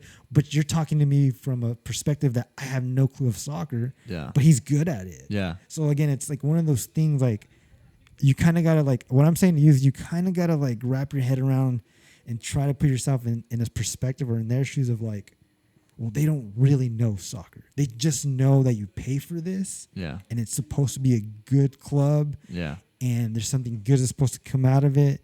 And if we don't like it, we can get up and leave. We don't want to change our kid. Because we don't know, I mean, exactly what's going on in a sense besides the obvious of what you could tell us. Yeah. You know? So I guess what I'm saying is like, how do you differentiate from, or how often do you get those parents that really do know to I think the majority that don't know, right? Yeah. It's pretty almost 50-50 at times, you know. I get parents that are like, yeah, well, I've been through this and like I've done this, I've done that. So the thing with those parents, I guess, sorry, cut you off. I guess how many parents do you have where we're like, you know what, I know what you're doing, take care of it. Like, not like I'm gonna tell you can't do this to Mike. Like, you know, like I'm sure there's parents who are like, hey Mikey, you know what you're doing. I get. I'm just gonna. Well, that's the thing. It goes down again to kind of educating them, because every parent's gonna come in and be like, I don't think there's a parent that's ever gonna come in and say, I know what you're doing, go ahead and do it. The ones that know are gonna be the ones that want to hear what they know and be like, okay, this one knows what he's doing, because those are the things I would want for my kid, kind of deal. The ones that don't know are going to be the ones that are going to ask all the questions, like, should we even do this? Is this a good play? Like, I heard of this, I heard of that. Like, what do you think? Like, so for me, it's always, again, about educating the parents and always educating them and making them understand that for me, soccer, this sport can be played almost anywhere. Now, where you play it depends who you have. For me, that's just how I've always viewed it. I mean, there's thousands of clubs now. I think back then it was just like, well, this was the only club I could find. Right. Now it's like, I still get some that are like, well, we didn't know where to look, we didn't know where to shop, you know, who to find. Like, we just found this one down the street, and that was it. But once they start to get into it more, then they start hearing more. So for me, I've always educated all of the parents that said, look, we're not the only club here. Like, there's this club, there's that club, there's this. Because then eventually we get into the season, we start playing all these teams. And they're just like, oh, I never knew this. And it's like, well, I'm telling you because I've been through all this. I've seen it all. Like, I'm not going to lie to you. Like, I have no reason. I love this sport so much. I'm so passionate that I want the kids that I have to be successful wherever it is they end up or whatever it is they plan to do. So if they come through me at some point, I'm going to prepare them and try to point them in the right direction. And I'll still, like I said, I'll educate the parents at the same time. So I try to be as unbiased as I can, because I've learned from where I was mentored by and what I was learned is the best thing they told me is that no matter what, a kid will always leave you. There will be no kid you will never have a kid that would stay with you for the entire time. Like, yeah, they'll leave, but they may come back because they want to venture out and see what else is out there. And it's fine, because it gives those people a perspective to understand that it's like, okay, we tried over here, or okay, we come back over here, yeah, it was good, and then we go over there, okay, so at some point they find their home and they find their thing, and again, I use the age groups and everything almost like the schooling education, or like, so if you look at it, elementary schools, there's always like 4 or 5 within the same radius, but there's always 2 middle schools. And then there's always 1 high school. Yeah. You hardly see 4 or 5 high schools generally in the same area. True. Hardly. Some areas maybe, but not a lot. But there's always like 5 or 6 elementary schools. And then the next is like, oh, there's just these 2 middle schools for this district or for this area. And then there's just this one or 2 high schools. And that's it. And that's how that's how I portray it again with soccer. It's like there's all these club teams. They all have the younger ages. They all have teams for the younger ages. But then when they get older, some of those club teams don't have that age. And then they get even older, there's like less club teams that have those ages. And then you see it, like the amount of teams and the amount of whatever it starts to diminish, because with this sport at this age, at the younger ages, it's easier just to put them in and let them try it. And then when they get older, then you start to realize, well, I want them to try this. I want them to try that. I want them to try that. And then eventually they find their sport, and then those kids stop playing soccer. They start playing either baseball, basketball, whatever. And then they, that's as they get older. And then once they get even older, then it becomes, okay, are we serious about this? Are we really trying to go somewhere far? Or is that it? Like, are we done? And then they either just go do high school, and then that's it. And it's kind of reversed again with football. Like, because I've noticed that with football, it's like, when they hit high school, that's it. There's no more anything after that in terms of club. It's just high school. There's no club team here. There's no travel team there. It's it. It's just high school.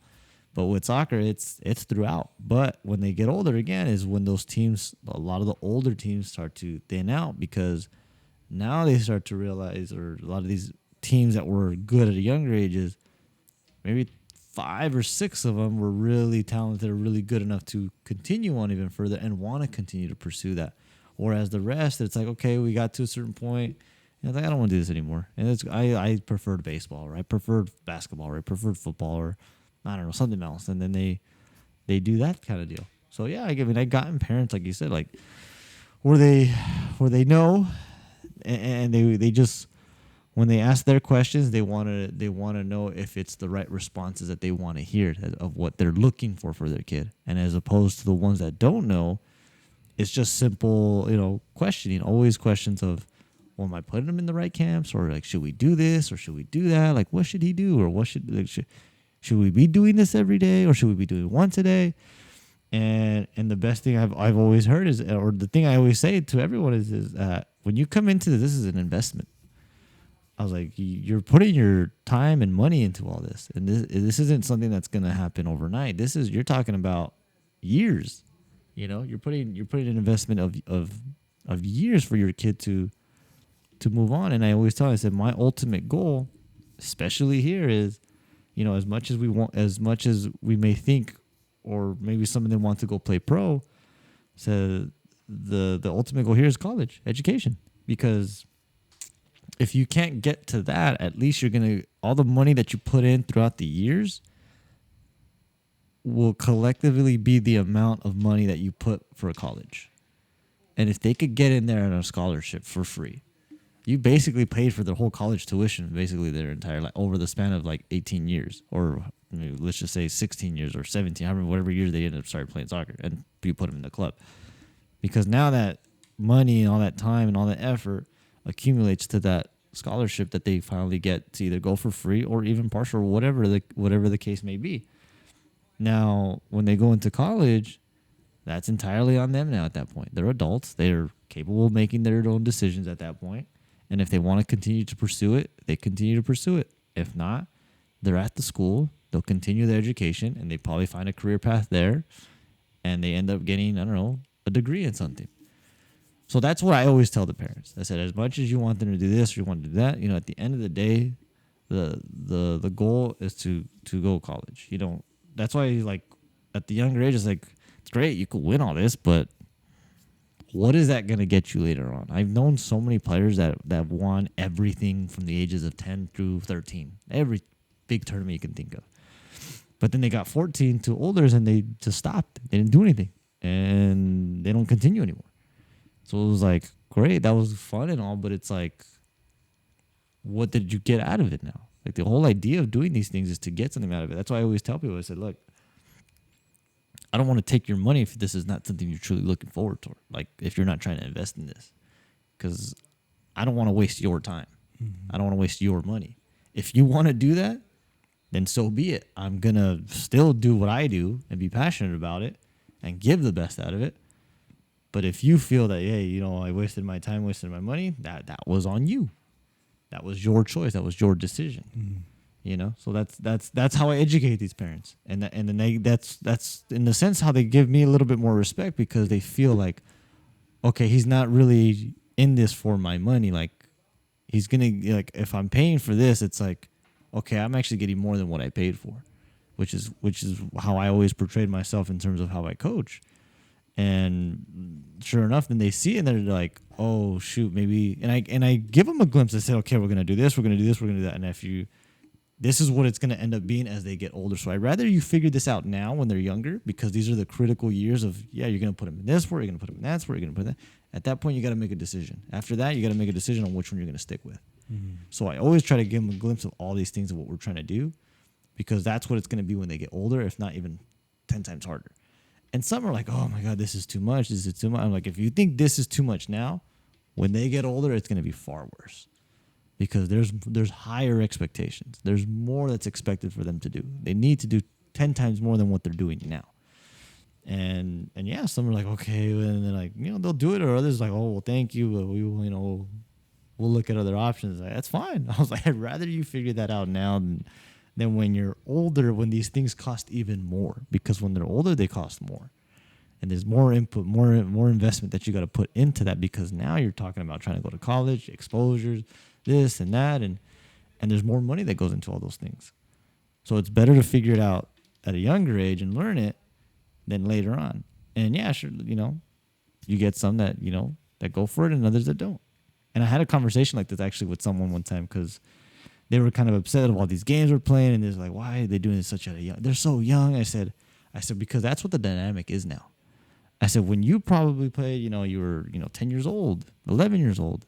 But that you at 10, 11 is what the kids are now at 6 and 7. That's the massive change of what's going on now. If a kid now goes in at a club at 10 or 11 with 0 to no experience, they're going to just last a year because they're going to realize they can't. They're just too far behind, Unless they really, really commit to it and train and this and that, then there's a possibility. But it's a real small percentage of it that will go through with it. Whereas, the younger ones, they go through it till maybe they're 12 or 13 and they really decide, do I really want to do this or not? And then that's where you start to thread out some players. So I said, that's just how it is. And I'm like, think about it. Schooling is the same. When I was in kindergarten, I went to school for like 3 hours. Yeah. Well, yeah. Was it? Yeah, I was there from remember? I went from like 8 a.m. to like 11. I remember I would get out at 11.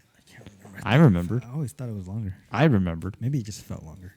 My daughter started 2 weeks ago and is there for like 10 hours. Yeah.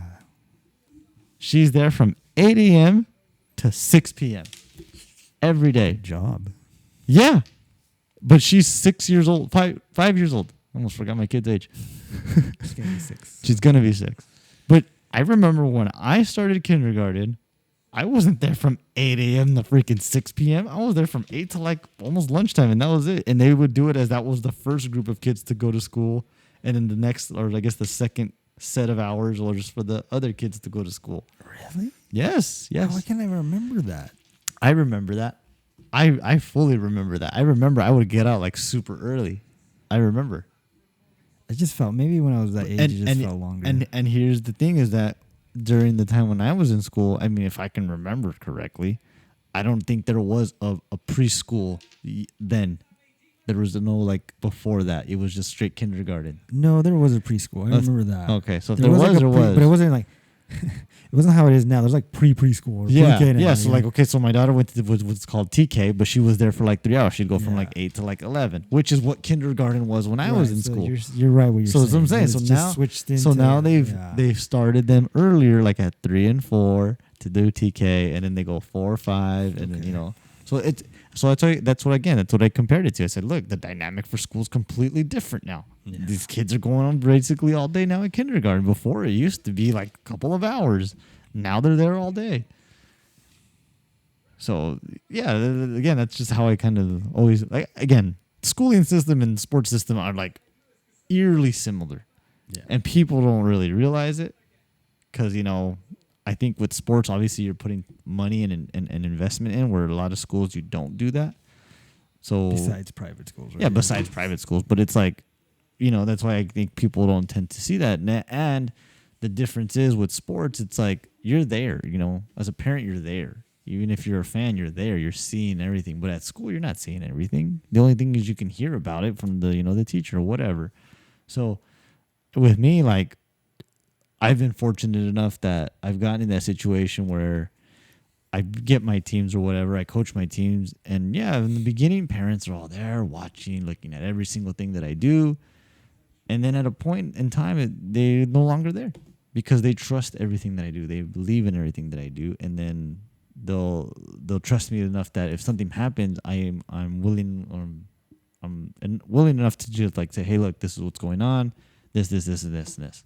We got to fix this, or we got to do, your child this, your child that, whatever, and that's, like I said, that's kind of how it is. It's like the school, they send them there, and then they're not there with them all day. But I'm pretty sure if a parent was with their kid at school all day, I think they would have the same almost initial reactions they would do in a sporting event, because obviously they're not like competing or whatever, but they would be on their kid like every single second of the day, like, hey, don't do that.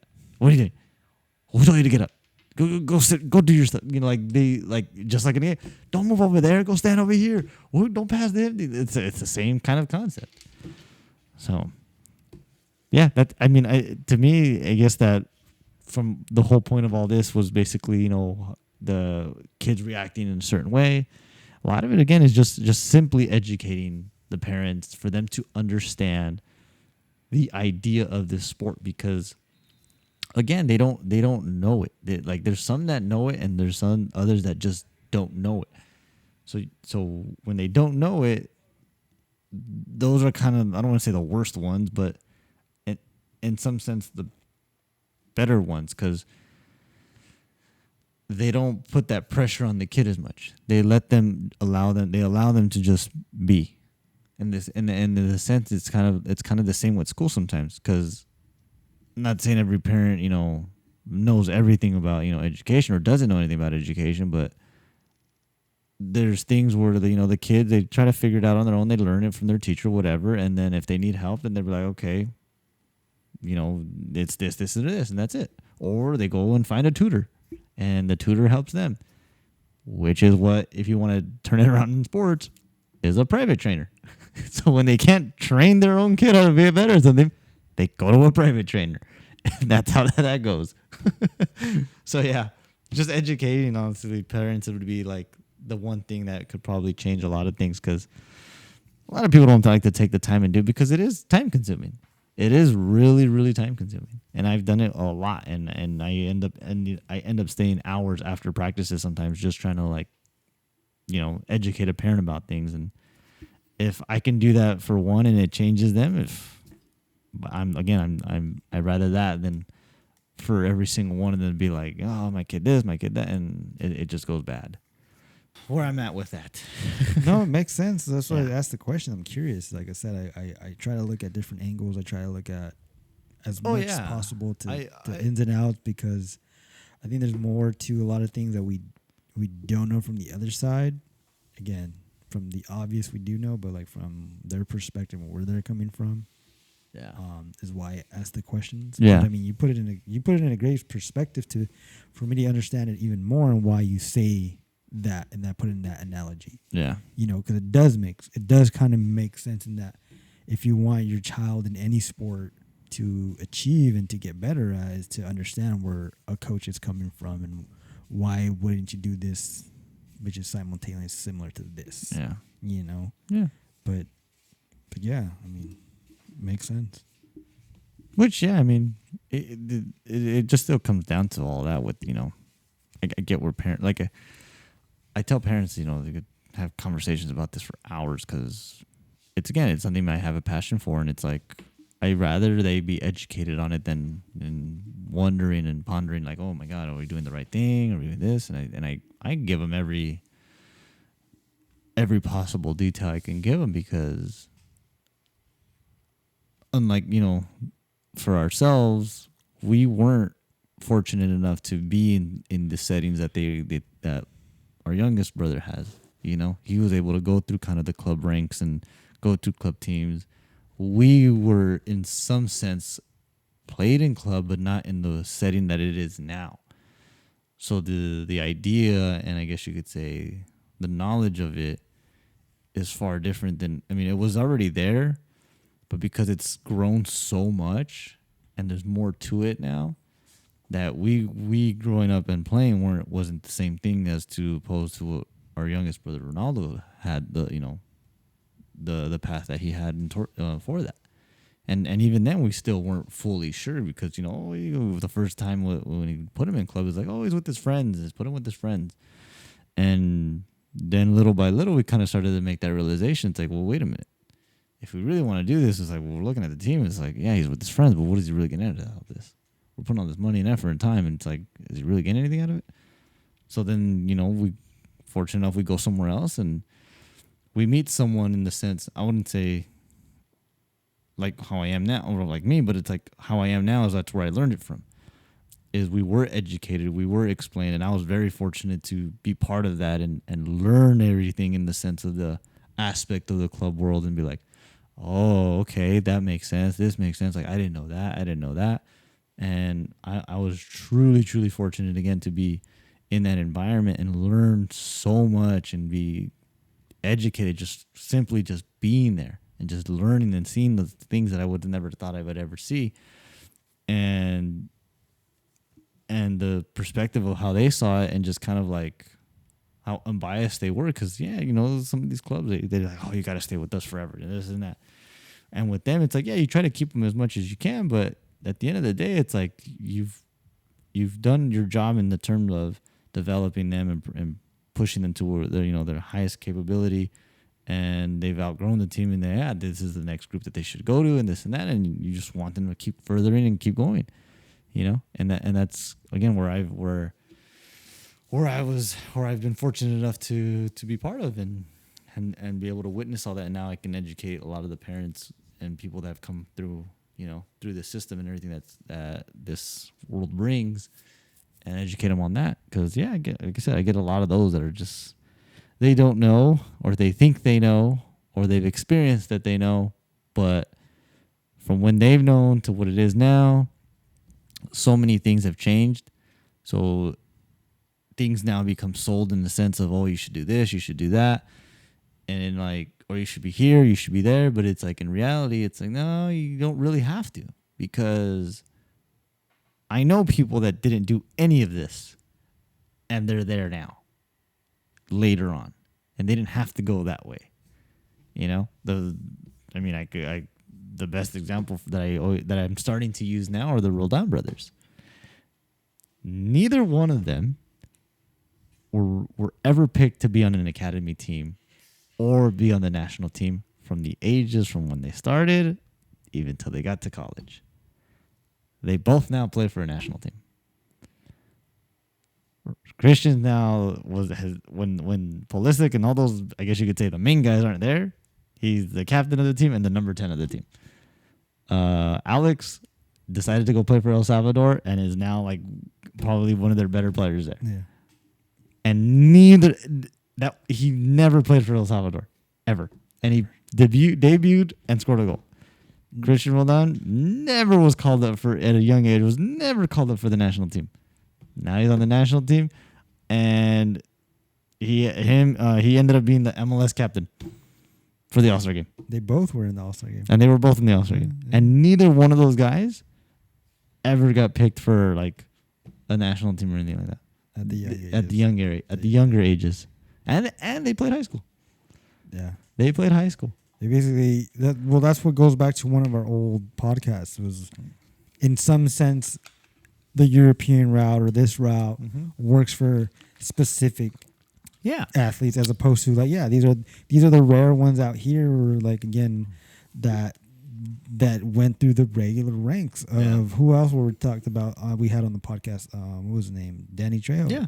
He never once played in the youth academy or the youth U.S. team or any Mexican team. But he's on his way to probably be really good. Yeah. You know what I mean? He was able to get drafted, and if it didn't go that way, where he's in the second division now, he's able to go somewhere and do something. So it's very rare for some of these, and in that sense, it does make sense. I think it's just a matter. Also, it comes down. I'm sure we can agree on this. It comes down to the kid, how bad he wants it. Oh yeah. Because again, as much as you get the kid that mom and dad have paid for everything for me to try to do, it's at the end of the day, you look back at it, and some of the kids that Ronaldo play with, I ask them every other year, hey, does this kid still play? Does this kid still play on your team? And the ones that started at this club when you were coming off the bench, are they still playing? They're no, they're just doing other things. Yeah. They're just going to school. Yeah. And it's well, yeah, that was crazy, because one of your goalies that you had was amazing, and now he's just doing school. He's going to be this for his major. And then there's other, I'm all right. Yeah, no, yeah, and that's what happened, and that's why, again, I always, I tell people, I say, look, the ultimate goal, again, at the end of the day, is for them to continue their education. If they can continue their education, if they could go far in the soccer sport, and great, that's fantastic. But because of the country that we live in and the opportunities you're basically allowed to have, and if you don't take advantage of those opportunities, you're kind of left in the dust here, which is really horrible. So you really want to be able to have that, at least that component of at least having a degree or education, whatever, to kind of give you that outlet to, to pursue. Now, again, that might change in the next years, especially with everything now going on and how, social media is becoming, where some of them are oh, we don't need a degree anymore and this and that. Yeah. So it's I could get 1,000 million followers and I can make money. Yeah, so that's what I'm saying. So it's now it might become that avenue, but we still have to steer that away in the sense, because we don't want every kid to end up being like that, because it's I get it, they want to make money and it is what it is, But at some point, that avenue may end up changing as well. I mean, right now it's at a at a high, and everybody wants to be part of it. But if life or history has ever taught us anything, things change over time, and a lot of things end up being different. And I mean, who did we ever think that a cell phone would change literally how society lives back in, I don't know, in the 20s, 30s? I don't think anybody ever thought of that. Well, like, if you want to get to that technical, like you just said, things change. So yeah, that's what I'm saying. Technology is going to change things. It's just a matter how the cult and the humanity grasps towards it. You know what I mean? Like, I think the social media realm outlet might be here for a long haul, but it might change in the future. Because, I mean, I had this conversation the other day with my buddy about, just fashion and how so many random brands pop up every day. And I told them, like, I remember, like, when I met you or when I started, it was like, everyone was like, what? That's what you do? I'm like, yeah. And they were like, so, like, oh my God, that's way different. Now, like, every other person almost I know has some type of brand. Yeah. So it's like, they just figured something out. But again, it's going to get so saturated where it's like, you have so many. Well, yeah, that's kind of how it is now with club soccer. Before it was I like, get you, because like when we played, it was like 2 or 3. I remember when I ended teams. When I ended the club, I didn't know I was going into an actual club when I went from the local league. Yeah, has that whole team went into a club. Yeah, I didn't know that's what it was, because I just thought it was like, oh, we're just changing our name, and then that's what it was. Yeah, but no, like I was gonna go to what you were saying. I just, in my opinion, being around you and seeing just how you've started and to now, and from even our younger brothers, Ronaldo, to now, the whole club thing. Yeah, I mean, you could probably correct me if I'm wrong. I just feel like it just became an option for a league now. Like when I was growing up, when I heard about, oh, that's what that is, it felt. And I heard like that was the best thing to go do. Like that was, if you wanted to go far per se, like you have to be at this club. Now that I look everywhere and you're saying, oh, there's this region, there's that region, there's an Arizona region, the same team. I was like, what the fuck? Like what? So you're telling me there's like 1,000 teams that are gonna play each other? Like at one point I was like, so you're telling me at a tournament you can tell me the 4 same teams could play each other like in the semis? Mm-hmm. From a region of San Gabriel, the region of Arizona, the region of Inland Empire, the region of LA. Like, okay, those are the 4 best teams. This team versus that team is all the same name, and like they're just gonna they're gonna win. So it's like, well, what the fuck? Like you're giving me like an idea of like there is no one like specific team. Now it's just you're going to a region. Now you're just saying like we're just grasping our brand out there. Yeah. Like, hey, you want to be part of it? It's gonna be out there because we put it out there. And the crazy thing is, it's happening. And it has happened, and I've seen it happen, and it's crazy to see it. The final has been the teams like that, or what? It's been where like the group is the team. The 4 teams in the group are the same. So regions, the same club, but just same different club region. name. They're all there. Yeah, so that's what I'm saying. I've seen it, and it's like okay. who's gonna get to a point where like it's who's gonna get, or where's he gonna go into like one realizes like, what the fuck? Like, can I just buy this region, or can I just tell them like, yo, like let me change the team so it can be some type of differences? But like in some sense it's not gonna happen, because these major clubs or whoever clubs that have more success or more facility, like the problem is, I don't even want to say a problem, but the thing is that there's a lot of coaches, a lot of people that are involved in this, to a point where they all become educated in the sense, and then they all want to go do their own thing because they just don't like whatever it is where they were at does things. And then they go make their own club. And then that club grows, and then, then they have their region. And then they start to take over other regions. And then it just grows more and more and more. And then the club that they were left is growing just as well. So I feel like eventually at a point it's going to become what it used to be. Back in the old days, where it was just like 3 or 4, but the problem is going to be like it's 3 or 4, but they're all like this region, that region, that region. Like they literally took the 4 corners of California or whatever.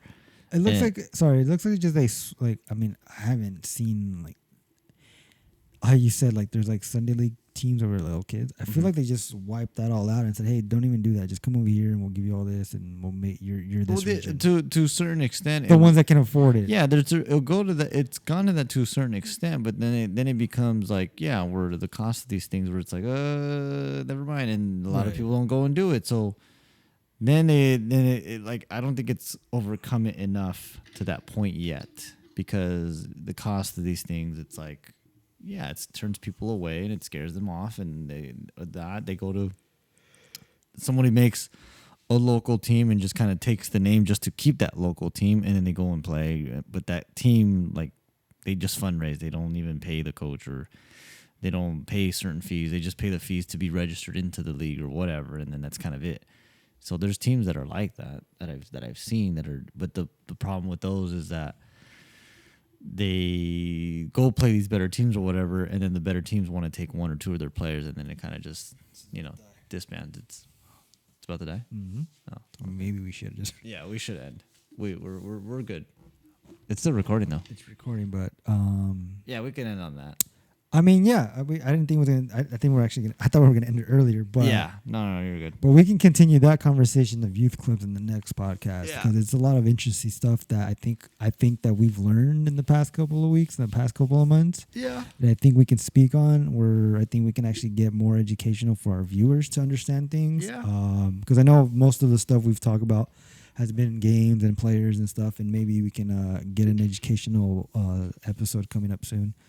But I think we should end it there and continue it on the next one.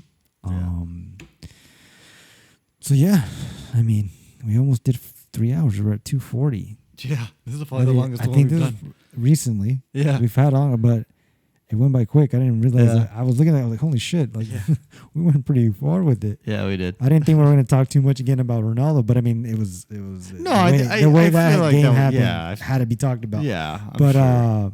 but yes, this conversation, I think this subject, I think we can start it off the next one, and the next podcast to be educational, to see to give out the information that could be helpful for parents, and this is why we do this. But yeah, we gotta end it today. I mean, we did a late session today, which is like almost midnight for us. Yeah. So we should be good to go. Yeah. Until the next one, huh? Yeah, for sure. Real quick, all you viewers, please subscribe, like, share, help us out. We get a good traction on our Instagram views. But yeah, if you guys can keep watching and subscribe, get us out there. For sure. That'd be really appreciative of that. And all those ones that kept listening, we get on average 150 to 160 views on YouTube, and that's pretty average again for us. I mean, that's pretty. I'm pretty surprised about that. So thank you guys for listening. We're gonna keep continuing. Like I said, we're gonna try our best to get guests. Everyone's in season. Yeah. For the pro players, we're gonna get guests that have been around the game. So yeah, we're gonna try to talk about other things too that revolve around the sport. We've been hit up about mental health and the sport. Hopefully, we can get to that episode. It's very unique. I think we should talk about it. And we're gonna try to get all the people that want to be in that episode together, because there was quite a few people that hit me up about that one. So yeah, until next time. Again, appreciate you guys. See you guys. Thanks again.